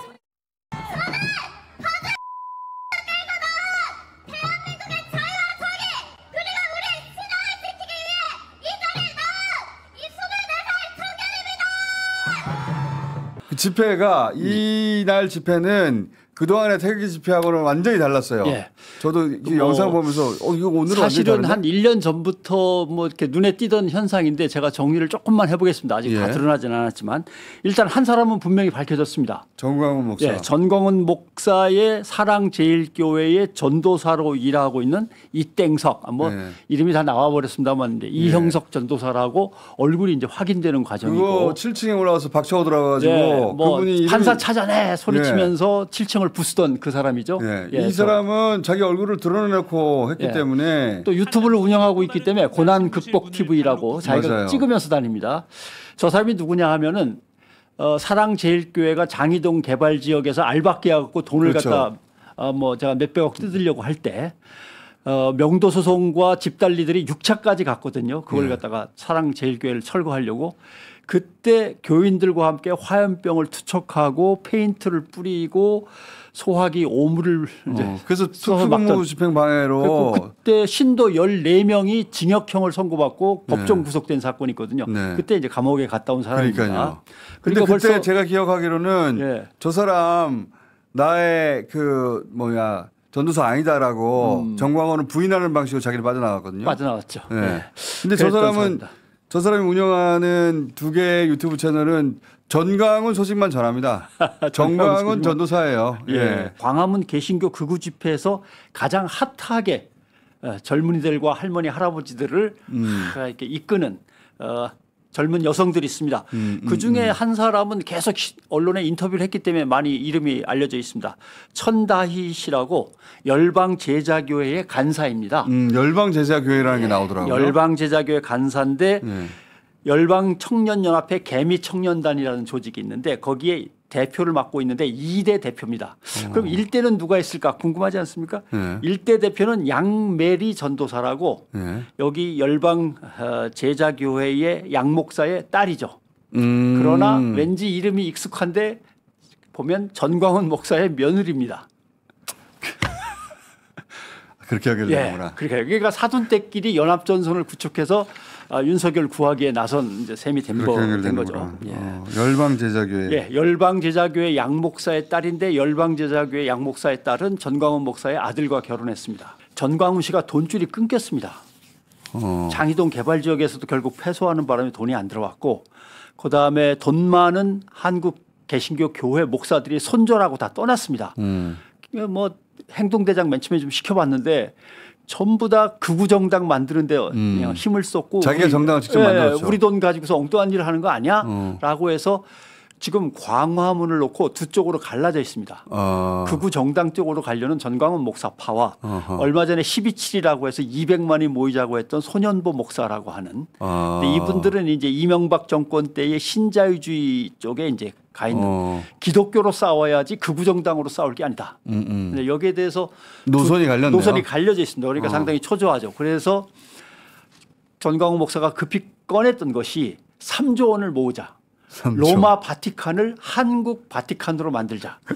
개신교가 지구촌을 지배해야지 왜 로마 바티칸 카톨릭이 지배하냐. 그래서 3조 원이 그게 껌값이지 돈이냐. 하나님이 니들한테 맡겨놓은 거 아니냐. 니들 돈은 니들 돈이 아니다. 하나님 돈이다. 다 내라. 그래갖고 3조 원 모으기를 하다가 실패했습니다. 그런 다음에 자유마을로 넘어간 거죠. 자유마을의 구호를 보면 자유통일과 주사파 척결을 위해서 3,500개의 읍면동에 설치하는 우파 마을 조직 이렇게 돼 있습니다. 근데 중요한 거는 여기에 이제 사랑제일교회 전광훈, 중문침례교회 장경동, 그다음에 아까 나온 열방제자교회 양준원 등등이 이제 지지하고 후원하고 있고 조직을 이끌고 있습니다. 이 자유마을은 진짜 물리적 마을을 만드는 거예요. 이미 우리 행정조직이 다 있잖아요. 네. 거기에 뭘 얘냐면 통반장을 접수해야 된다. 통반장. 왜 좌파들한테 통반장을 맡기냐. 좌파들 통반장을. 우파들이 통반장을 해야 된다. 결국 이게 목표가 어디겠어요. 지방선거입니다. 쉽거든요. 거기 보면 어렵지 않아. 그 마을은 자유일보를 보고. 그렇죠. 자유일보에 반드시 7대 규약을 지켜야 됩니다. 여기에 가입하려면 자유마을의 조직에 들어가려면 절대 유튜브를 반드시 구독하고 선교 카드를 카드. 저게 돈줄이야 보니까. 예, 신용카드를 바꾸라는 거죠. 이걸로. 신용카드를 이 자유마을 카드로 바꾸라는 거예요. 수수료는 내가. 수수료는 가져가고. 그다음에 자유일보 정기 구독하고 그다음에 퍼스트 모바일로 핸드폰을 이동하라. 이건 뭐냐면 KT 라인을 쓰는 건 쓰는 건데 가입자의 저기를 바꾸라는 거죠. 역시 이동하라. 또 수수료. 수수료 커미션은 또 우리가.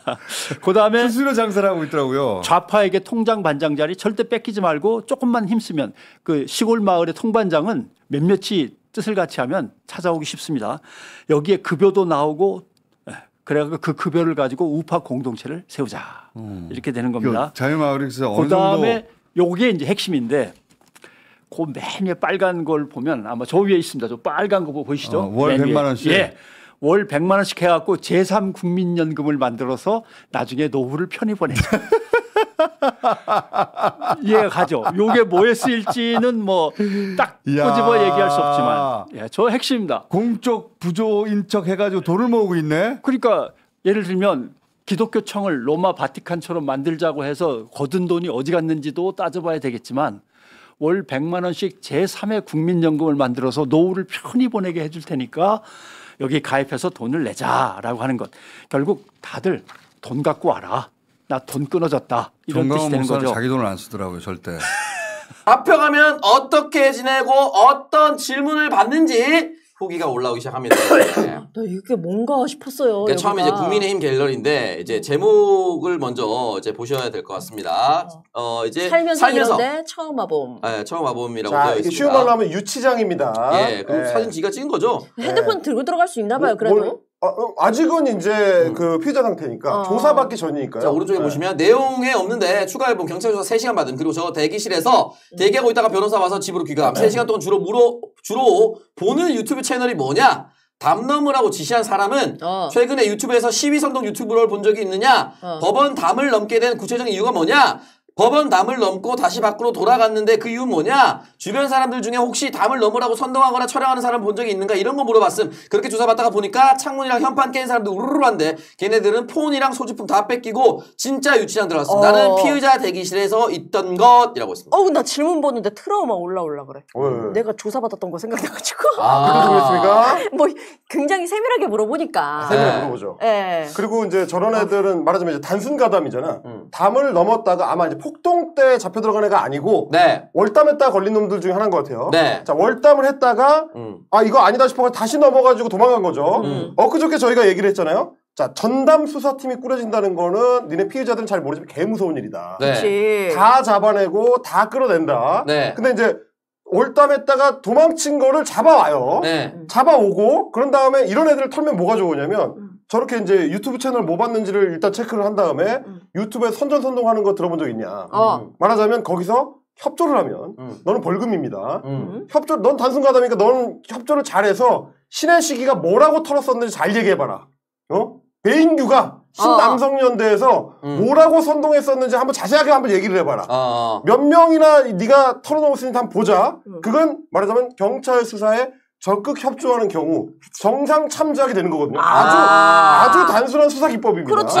왜냐면 어차피 얘는 단순 가담자고 실제로 그냥 넘어갔다가 다시 넘어가서 도망갔던 놈이기 때문에 처벌의 중형 여부가 그렇게 중요하지 않아. 이런 애들은 말하자면 얘네는 잘 털어가지고 더 문제가 심각한 놈들은 어떻게 잡아낼 거지? 뭐 다 수사 기법이거든요. 그러니까 약간 총책을 잡아야 되는 거지. 그렇죠. 예. 결국 그날 현장에 그 서부지법에 침입했다가 도망가서 그날 현장에서 체포 안 된 놈. 네. 오늘 긴급 체포됐어요. 잡아냅니다. 체증하면 다 나와. 예. 아니, 지문 뒤지고 영상 뒤지고 CCTV 뒤지고 그날 카드 사용 기록, 휴대폰 사용 기록 다 나옵니다. 현장에서 벗어났다고 해서 끝나지 않아요. 예. 경찰은 반드시 여러분의 집 앞으로 찾아와서 초인종을 누릅니다. 그리고 민주노총이었으면 훈방 조치했다 이런 것도 말이 안 되는 말도 안 게 되는 소리지. 민주노총에서도 저 무전기 뺏어가지고 가격하신 분, 그 사람도 구속이 됐다. 그럼요. 구속됐습니다. 예. 자, 그리고 아까 댓글 좀 더 소개해드리면 네네네. 그 대댓글에 김어준 겸손은 힘들다 애청자라고 해주지 그랬노라고 자기들끼리 얘기를 하니까 밑에 대댓글로 나도 그러려고 했는데 계정 아이디 비번 불러보라 해서 어쩔 수 없이 불러줬다. 이미 구독 목록을 싹 프린터해갔다. 자, 그러면 구독 목록을 프린터해갔으면 그 채널에 들어가서 얘가 선동한 기록이 남아있는지 그렇죠. 경찰들이 확인을 해보겠죠. 그렇겠죠. 네, 그런 것들도 다 잡혀간다는 거. 오늘 그 MBN에서 영상 공개를 했는데 그 46명 현장 체포된 놈들 있잖아요. 예. 전부 구속영장 신청했잖아요. 네. 오늘 이제 구속적 부심 받으러 들어가는데 포승줄에 줄줄이. 진짜? 나 못 봤네. 그건 못 봤네. 포승줄에 엮여가지고 줄줄이 이렇게 들어가는데. 이게 장난이 아니야. 이게 뭐 무슨 그냥 지들끼리 신나게 때려 부술 때는 뭐라도 된 것 같았겠지만 어차피 포승줄에 줄줄이 엮여가지고 들어가는 범죄자일 뿐입니다. 그러니까 정말 많이 불어야겠다. 그럼요. 정말 불어야 돼. 저는 반드시 징역을 살려야 된다. 왜냐면 금방 나온 애들은 또 이제 유튜브 열어가지고 포승줄 묶인 썰 푼다 이런 거 하는 거야. 금방 나온 애들 정신 못 차려서. 그래, 정신 못 차렸어. 그래서 이거 반드시 징역 3년 이상 때려야 됩니다. 윤석열 이제 머리 했거든요. 그러니까요. 그리고 메이크업도 했거든요. 네. 저거 어디서 했을까요? 감방에서 경호차 타고 헌재 오는 과정에서 미용실이 있나요? 그리고 오는 과정에서 경호처 직원 외에 미용 인력이 있나요? 근데 저거 어떻게 한 거예요? 우리가 상상하지 못하는 일이 지금 진행이 되고 있는 거예요. 그리고 오늘 병원 갔잖아요. 상상하셨어요, 누가? 말이 됩니까? 기본적으로 제가 알기로는 구치소장이 사전에 병원에 가야 되는 필요를 승인해야 그래야 갈 수 있는 거잖아요. 구치소장이 해줬을까요? 상상할 수 없는 일이 이미 진행이 되고 있어요. 그리고 이것들은 어떤 빌드업이냐면 향후에 공수처에서 조기에 땡기든 아니면 최상목이 버텨줘서 30일 이후에 신병을 땡기든 석방하기 위한 저는 빌드업이라고 봐요. 왜? 석방할 수도 있다고 돼 있는데 왜 석방 안 하겠습니까? 검찰이. 석방할 수 있다는데. 석방 죽어도 못한다. 구속영장 나온 뒤에는. 그러면 모르지. 그래도 아마 석방할 수 있겠지. 지는 마음대로. 근데 석방할 수 있다고 돼 있는데 왜 석방 안 하겠어요? 자, 빌드업이 돼 있잖아요. 3가지. 하나, 병원 갔잖아 오늘. 아프다고 진단서 뛰었겠지. 그렇죠? 뭔가 지금 상당히 아프다고 뛰는 거 지네 마음이지. 2번째, 지금 헌법재판소에 갔잖아요. 정당한 수사에는 응하겠다라고 하는 의지의 표현이야. 이건 그동안 공수처 수사에 응하지 않은 것은 이게 부당하기 때문이었어. 자, 그러면 1번과 2번 통해서 뭐가 확보가 됩니까? 구속사유가 해제되는 거예요. 뭐였어요? 구속사유가 증거인멸이었잖아요. 네. 증거인멸의 의사가 없다는 게 확인이 됐잖아요. 헌법재판소에 앞으로 모든 기일에 참석하겠다고 함으로써 합법적인 수사를 응하겠다라고 했으니 그러면 검사 입장에서는 그러면 더 이상 구속될 이유가 없네라고 풀어줄 가능성이 대단히 높다니까요. 민주당이 똘똘 묻히고 시민들이 확고한 의사를 다시 표현해 주는 수밖에 없는데 중요한 거는 이미 우리 지금 시청률도 떨어지고 있잖아요. 한 달 이상 진행돼서 이미 많은 피로감이 있습니다. 국민들이. 이게 시민들이 되게 답답해요. 지금. 뭔가 더 이상 우리 착한 아이 프레임에 갇히지 말고 좀 공세적인 입장 전환이 필요하다. 한편으로 굉장히 일사불란해요. 그리고 들어가자마자 CCTV 관제실에서 그거부터 없애버린단 말이에요. 네.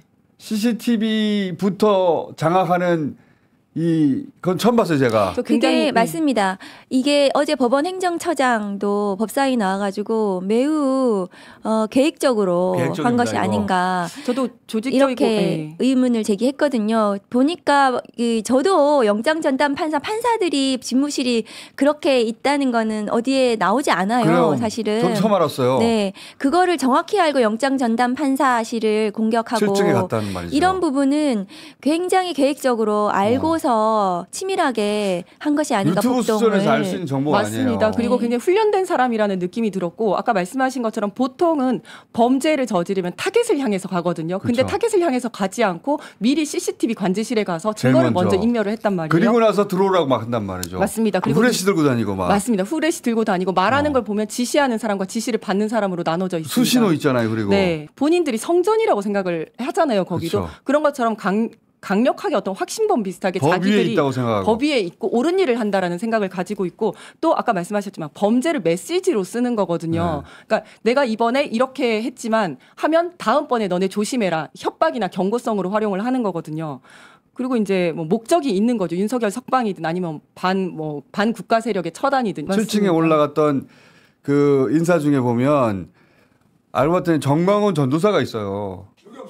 여기 없어요. 저 사람이 저 영장 판사실이에요. 저게 전형적인 지금 판사실이거든요. 저 사람이 전광훈 전도사예요. 알고 봤더니. 그렇다면 저 사람 신병을 빨리 확보해서 확보해야 되죠. 저 사람 배후를 수사를 해야 됩니다. 전방위적으로. 그래야 이런 폭동의 배후를 캘 수가 있거든요. 그러니까요. 그리고 이런 일에는 다 돈이 드는 거예요. 맞습니다. 예. 저절로 되는 게 아닙니다. 그럼요. 이게. 예. 그러니까 배후 세력과 지원 세력이 있는데 이게 이제 법적으로는 교사자와 방조자 아닙니까? 그래서 물질적인 방조든 아니면 정신적인 방조든 이제 주변에 다 있을 거라는 거죠. 현금으로 마을버스를 탔다고 하거든요. 네. 현금으로. 그러면은 역으로 경찰이 어떻게 추적하는지 아는 사람이 알고 있는 거죠. 그렇죠. 네. CCTV 따라가다가 그 지역에서 그 소위 그 교통카드 사용 내역이라든가 추적이 가능하거든요. 카드 내역이라든가 네. 이런 식으로 찾아가잖아요. 네. 근데 저 사람은 보면 그 내용을 알고 있는 사람 같아요. 네. 그렇죠. 근데 하나는 알고 둘은 모르는 게 버스 안에도 전부 다 CCTV가 있거든요. 마을버스도 있어요? 그럼요. 그러니까 있습니다. 이제 저 사람은 화면으로밖에 안 보이는 게 아마 핸드폰도 안 켰을 안 가능성이 가져왔을 있고, 가능성도 있어요. 그러니까 그런 식으로 전자적인 추적을 따돌렸고 저렇게 했을 수 있는 그러니까 거죠. 저게 사전에 계획이 다 됐다는 그렇죠. 거고 저 사람 혼자만 네. 하지는 않았을 그러니까 거거든요. 저는 후레쉬를 들었던 이유는 네. 두 가지라고 하는데 하나는 휴대시를 사용하지 않으려고 하는 휴대폰 아예 가지고 가지 않았기 때문에. 가지 않았을 수도 있어요. 네, 그럴 수 있습니다. 그런 관점에서 저 양반의 신병을 확보했다는 얘기 아직 못 들었거든요. 네, 저 사람의 신병을 확보해서 배후를 캐야 되고요. 저는 이쯤 되면은 이제 정광훈 목사가 국민 저항권 얘기를 했고, 그다음 국민의힘 의원들이 국민 저항권 운운하면서 지금 저 사람들한테 계속해서 부추기고 도움을 주는 어떤 명분을 주는 이런 부분들에 대해서도 충분히 수사를 해야 된다. 그렇게 생각을 정광훈 합니다. 목사 이번에 꼭 수사해야 된다고 봅니다. 꼭. 공무원 시험 등을 준비하는 수험생에게 한국사를 강의해온 전 씨는 최근 부정선거 의혹을 제기하면서 기존 50만 명이었던 개인 유튜브 채널 구독자 수가 90만 명 가까이로 급증했습니다. 윤석열 대통령 탄핵 반대 집회에 참석해 윤 대통령 지지 발언을 했습니다. 전 씨는 오늘 서울 여의도에서 기독교 단체가 개최한 윤 대통령 탄핵 반대 집회에 참석해 윤 대통령이 탄핵되면 안 된다며 이처럼 주장했습니다. 그러면서 윤 대통령의 지지율이 60%가 넘으면 헌법재판소에서도 탄핵 심판을 기각할 수밖에 없을 것이라고 지지를 호소했습니다. 차라리 내가 잡혀가겠다! 이렇게 윤석열 대통령께서는 본인 스스로 희생을 선택했습니다. 저는 그때서야 진정으로 누가 대한민국을 사랑하는 사람인지, 누가 더 국민을 진정으로 사랑하고 있는지, 누가 더 스스로도 희생하려고 하는지 정확히 진실을 알게 되었습니다. 또 헌법재판관이 이재명 더불어민주당 대표와 친분이 있다며 탄핵 심판의 공정성에 의구심을 제기했습니다. 발언 도중 이승만 전 대통령을 존경한다고 말한 전 씨는 돌연 자신이 노무현 전 대통령을 지지했던 노사모 출신이었음을 밝히면서 노무현 정신을 이어받아야 한다는 주장도 이어갔습니다. 그동안 제기해온 부정선거 의혹 역시 거듭 강조했습니다. 집회에 앞서 자신의 개인 유튜브 채널에서도 2030 세대와 국민들께 드리는 호소문이란 제목의 영상을 통해 12.3 비상계엄은 계몽령이라는 극우 유튜버의 주장을 소개하면서 윤 대통령을 두둔했습니다.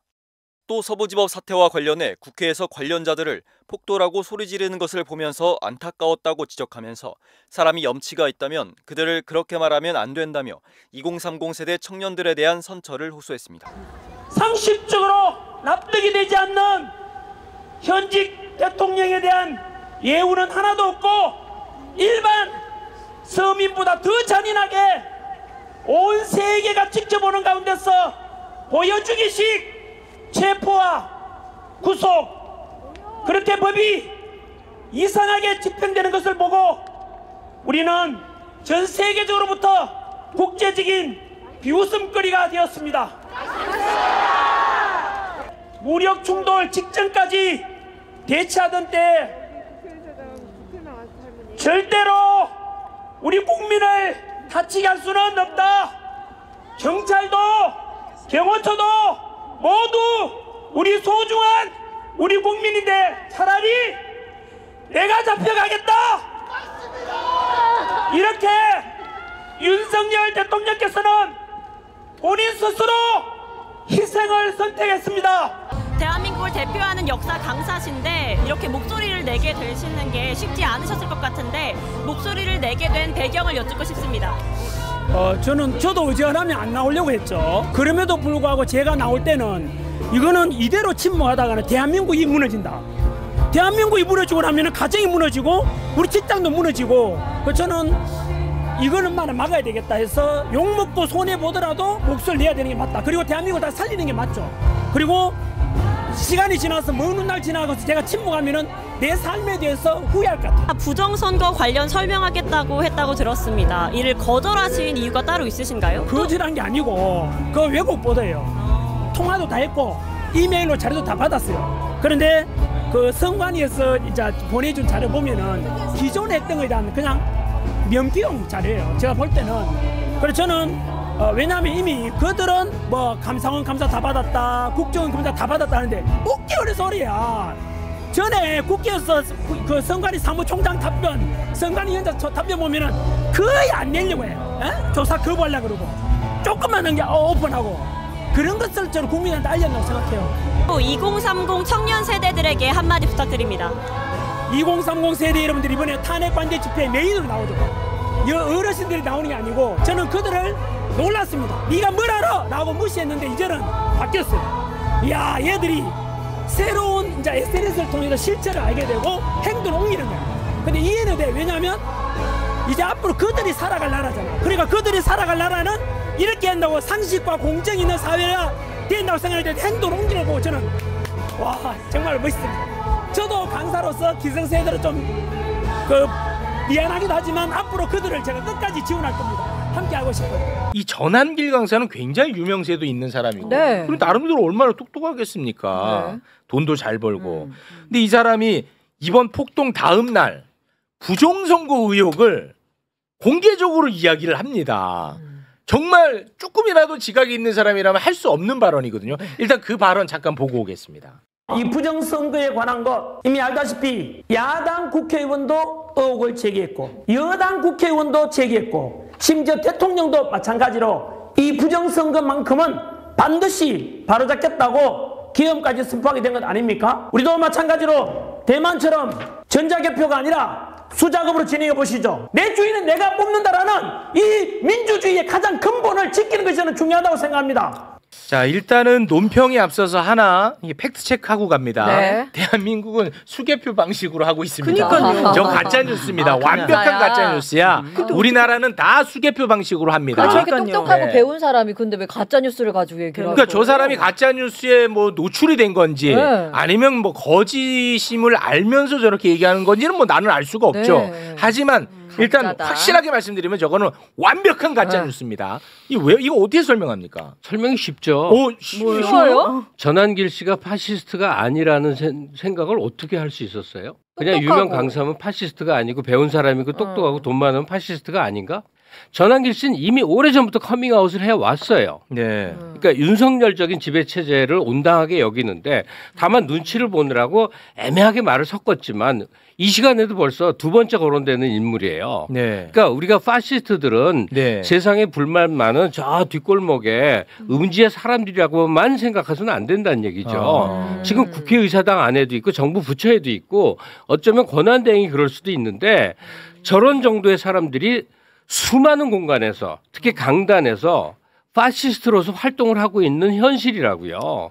그러니까 그 이 사람은 커밍아웃을 한 것뿐이지. 아니 맞아요. 말씀하신 것처럼 그 전에도 막 교묘하고 애매하게 이렇게 그동안에 나름의 줄타기를 해갖고 왔는데 이번에는 여실히 다 드러냈단 말이지요. 저 사람은 법원에 의한 테러를 보고 한 말이 그렇지. 저거 문제라고 얘기하는 게 아니라 저거의 뿌리는 부정선거다. 그렇지. 원인을 그렇게 가잖아요. 그래서 이번에 선명하게 본인을 드러낸 거예요. 부정선거는요. 백날 첫날 가도 못 밝혀요. 왜? 없는 거를 밝혀야 되니까. 그렇죠. 네. 그래서 발랑발랑 까서 다 뒤졌지만 없다만 반복돼 왔는데 맞습니다. 계속 이러잖아요. 네. 이게 휴거랑 똑같다고. 몇 년 몇 월 며칠에 이 지구상의 모든 사람이 없어진대 휴거. 그럼 거기 믿고 딸려간 사람들은 뭐 모든 걸 다 이렇게 해. 근데 그날 오니까 우리가 기도를 열심히 해서 휴거가 늦춰졌다 이러잖아요. 네. 이 파시스트들이 부정선거론 또 반중론에 매이는 거는 규명 불가능, 확인 불가능한데 사람을 뭔가 결속시키고 공포에 휩싸이게 하는 위력이 있기 때문에 그런 거죠. 야, 근데 전한길 씨는 다 알고 저러는 거죠. 선생님, 우리 또 철학 교수님. 지금 댓글 보니까 진짜 쉬운 싸움이 아닌 것 같아. 댓글에 뭐라는데요? 부정선거 이야기하니까 네. 우리 방송 쓰레기 방송이래요. 왜요? 왜? 부정선거를 아직도 안 믿냐. 아니, 그런 사람들이 굉장히 많아졌어. 지금 순간적으로. 아니 근데 대한민국 지금 수개표로 한다니까. 그러니까요. 제가 부정선거가 뭐냐면요. 제가 사실 이제 87년에 처음 저도 이 정치 현상에 가장 깊게 관심을 가졌는데 그때 87년 대선 때 많은 진보 진영이 부정선거 이야기를 꺼냈어요. 87년 대선 때. 그러니까 원래 초창기 부정선거로는 사실은 진보 진영에서 먼저 생겼습니다. 그리고 그 당시에도 컴퓨터를 이용한 이 조작이 있다는 것을 광범위하게 퍼져 있었어요. 네. 그런데 저도 그 당시에 그런 그 이야기를 많이 듣고 일정 부분 그럴 수 있을까라는 생각하면서도 설마 하면서 이렇게 왔거든요. 그리고 최근 한 15년 전만 하더라도 저희 학교 커뮤니티에도 한 교수님이 끝없이 이야기를 했어요. 부정선거를. 이분들은 확신이 있어요. 그리고 자료가 엄청 많습니다. 자료가 끝없이 나와요. 데이터가. 그런데 이게 아주 핵심적인 부분을 아까 저 수개표 한다는 거 버리고 다른 걸 보는 거거든요. 이런 식으로 그러면 이게 어느 순간부터 이제 우파로 옮겨갔어요. 우파가 부정선거를 얘기하기 시작했어요. 그게 뭘까? 그게 뭘까? 저는 기본적으로 그래요. 자기 편이 진다는 걸 받아들이지 못하는 태도예요. 질 수 있는 환경이 변화됐다는 걸 받아들이지 못해요. 이겼잖아. 근데 자기들이. 아니 그러니까 윤석열이 이겼잖아. 윤석열이 이긴 것 말고 총선에서 지금 계속 지고 있잖아요. 그러니까 대통령 선거는 이겼어도 총선에 지고 있잖아요. 이거 받아들이지 못해. 전한기 씨는 좀 흥미로운 사람이어서 제가 이제부터 쇼츠나 이런 걸 잘 갖고 봤거든요. 그때 느낀 것은 뭐냐면요. 이분의 가장 중요한 특징은 뭐냐?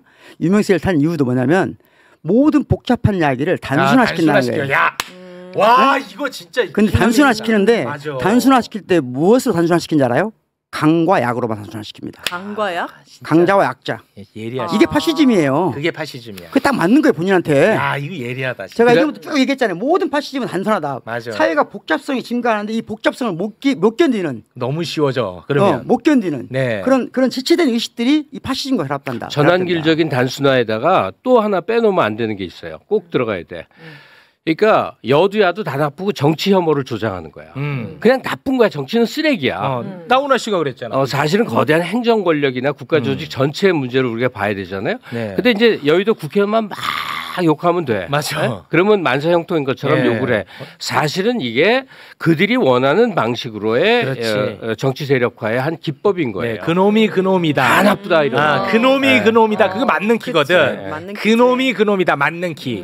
근데 전한길 씨가 잘 그래. 다 나쁘다는 거지. 정치는 썩었다고. 그래서 숫자도 100명으로 줄여야 되고 세비도 다 깎아야 되고 봉사직으로 바꿔야 되고. 그러니까 정치 자체를 없애자는 쪽으로 얘기를 몰고 가는 거예요. 파시즘이 뭔데? 파시즘은 간단하게 전체주의.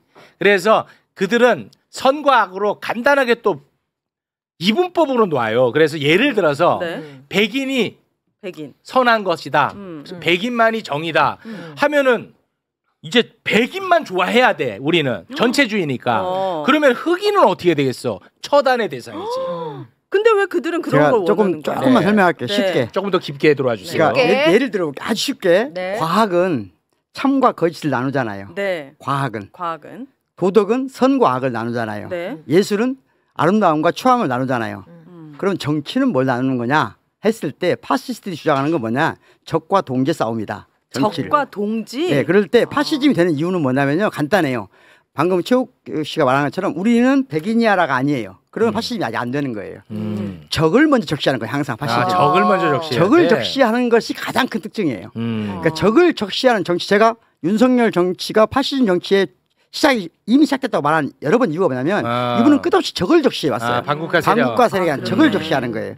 좌표를 설정하는 거고 적을 적시하는 거예요. 그러면 이 적이 누구냐, 대개는 약자예요. 적이 약자예요. 이상하게 적이 강자이면 파시즘 준동이 안 돼요. 약자인 경우예요. 그래요? 약자. 예. 근데 이번에는 사법부라는 엄청 거대한 그런 그건 권력의 상징계인 거죠 지금. 그 안에 중국 공안이 공안 세력과 좌파가 연합돼 있다고 보는 거예요. 그들은. 그건 그냥 사법부가 아니에요. 그 망상이라고 생각하면 파시즘이 준동을 안 한다니까요. 그럼 자기들이 지금 강자라고 생각하고 있단 말이에요. 강자를 강자에 편입되고 싶어하는 거죠. 강자에 편입되고 싶어하는 그 욕망을 자극하는 게 파시즘이라고. 더 쉽게 설명을 하면 근데 더 어렵게 들어가면서 계속. 쉽게 말하기 어려웠어요? 극단적으로 쉽게 나를 말하면 이해시켜봐요. 다양한 생각, 다양한 관점, 다양한 종류의 사람이 용납되지 않는 게 그냥 파시즘 사회라고 생각하면 돼요. 그러니까 어떻게 보면은 그냥 민주주의의 반대라고 생각을 해도 돼요. 민주주의의 반대. 어리둥절. 오윤의 정착도 아까 같네. 얘기하는 한나 아렌트가 쓴 이게 있어요. 전체주의의 기원이라는 이만한 책이 있어. 네. 근데 이게 뭐냐면 지금 너무너무 무섭게 얘기하시는데 파시즘은 항상 우리 본성 안에 있어요. 인간의 본성 안에 전체주의를 따르고 싶어하는 것도 한쪽에 있습니다. 그렇지. 민주주의도 따르고 싶어하지만 이것도 네. 있는 거야. 맞아. 근데 그게 지금 어쩌다가 드러나고 있는 건데. 근데 저는 두 분이 막 위협하듯이 협박하듯이 지금 얘기 듣고 있으면은 이게 막 준동이 되고 폭동이 더 커지고 탄핵은 안 되고 그러다가 우리가 어디에 편입되고 3차 세계대전 되고 막 이럴 수도 있게끔 막 무서워지는데 저는 지금 이번에 이렇게 되는 게 우리한테 지금 민주공화국이 한 7, 80년 되잖아요. 여기에서 지금 세 번째 큰 반동인데 가장 추악한 반동이야. 여태까지 있었던 반동은 그나마 군부나 아니면 이런 데서 좀 있을 수가 있었던 반동이라고 생각되는데 박정희나 전두환이나. 근데 이번에 일어나는 이 반동은 정말 파시즘의 반동이라서 굉장히 추악한 반동인데 저는 절대로 이기지 못한다고 생각을 하는 게 뭐냐 하면은 이게 바로 윤석열이라고 하는 아주 추악한 인간, 더군다나 무능한 인간. 여태까지 보여준 게 없어. 이 사람을 따르면 일부 코인들 끌어당기는 이런 사람들은 돈벌이가 될지 모르지만 정강훈이나 일부 극우 유튜버들은 도움이 될지 모르지만 전체 이익을 위해서는 이 사람이 굉장히 무능하고 추악하다는 게 이미 드러났기 때문에 그 집단들 내에서는 이런 생각을 할 것 같아요. 누군가를 한 사람을 테러하자. 라고 할 것 같아요. 보여주기식으로. 왜냐하면 예를 들어볼게요. 극단적인 예를 들어볼게요. 네네네. 누군가 우리가 여론에 굉장히 영향력 있는 최욱 씨 같은 사람을 테러했다고 쳐봐요. 그러면 온 국민이 나서서 그들을 욕하고 몰아치고 하면서 범죄시하고 이렇게 할 것 같잖아요. 네. 그렇게 되지 않는다니까요. 반반은 나뉜다니까요. 맞아. 이걸 잊어버리면 안 돼요. 맞아, 진짜 맞는 그렇게 말씀이야.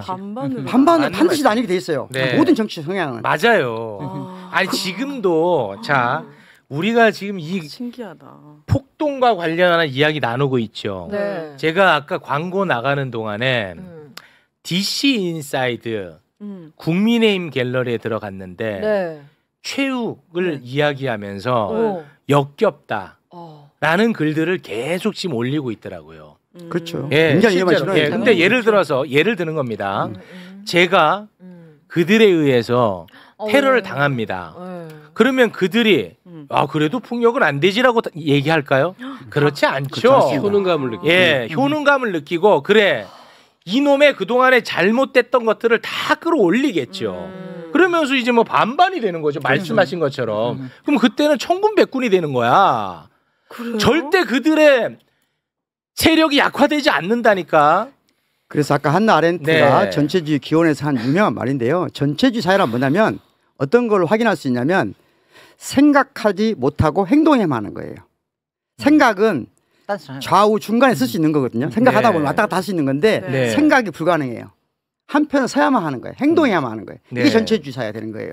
이것이 방금 말한 테러리즘과 연관되면 곧바로 폭발한다. 그렇습니다. 그걸 그들도 알아요. 네. 근데 우리가 모르고 있으면 위험하잖아요. 그렇지. 우리가 지금 그 부분에 대해서 알고 있어야 특히 돼. 조심해야 된다. 맞아. 아주 위험한 상황이다. 예, 지금 서부 지법에서 이루어진 정도를 우리는 물리력으로는 통제할 수가 있거든요. 근데 이게 계속 통제돼 가면서 갈 것이냐 아니면 정말 들불처럼 확산돼 갈 것이냐에 대한 전망을 해봐야 돼요. 네. 근데 이제 양면이 동시에 느껴지는데 우리가 이 경험했던 게 모든 극자가 붙으면 이건 테러 내지는 이 그러니까 물리적 폭력과 연관이 돼요. 근데 우리에겐 극좌 테러리즘이 존재했었어요. 과거에 이제 70년대 부르주아 민주주의라고 그래서 제도로서의 민주를 약 요구하다 80년대에 접어들면서 인민민주주의 움직임이 일어납니다. 실제 그래서 난민전이라는 조직은 부잣집을 털어서 재벌집을 털어서 혁명 자금을 마련하자. 근데 여기에는 어떠한 이해관계도 들어있질 않아요. 자기 소명 의식이에요. 그러니까 러시아 혁명기에 막 시베리아로 20년, 50년 유형을 받아도 기꺼이 받아들이면서 한인생을 그렇게 던져서 그걸 직업적 혁명가라고 불렀거든요. 네네. 그러니까 지금 극우 전선에 나선 애들 중에 상당수는 그야말로 슈퍼챗 코인의 맛에 들인 네. 이권 집단일 수도 있으나 네. 이게 열광적 어떤 사명감에 빠지게 되면 더 이상은 이게 관점으로는 설명할 수 없죠. 설명이 안 되고 예. 그냥 열광적인 거의 미치광이 같은 네. 어떠한 피비린내 나는 일이 벌어져도 무릅쓰는 존재로 이제 커갈 거예요. 네. 그 양극단인데 지금 김진애 선생이 이제 지적한 거는 그 리더라고 할 수 있는 윤석열이 워낙 모자란 사람 아니냐. 다행히도. 파시스트를 이끌 근데 이거는 리더십이 있느냐인데. 이거는 제 말을 한번 아니야, 끊어야 잠깐만. 돼. 이거 안 돼. 그렇게 가면 근데 안 돼. 윤석열은 사실 아니야. 이 파시즘의 흐름 속에 잠깐 동원되고 활용된 존재일 뿐이지. 네. 히틀러 같은 무솔리니 같은 실제적 리더일 수가 없었다는 사실이 이제 네. 우리가 주목해야 될 일이에요. 맞습니다. 그 말씀도 맞고 그 말씀 매우 맞고 하나 제가 덧붙이겠습니다.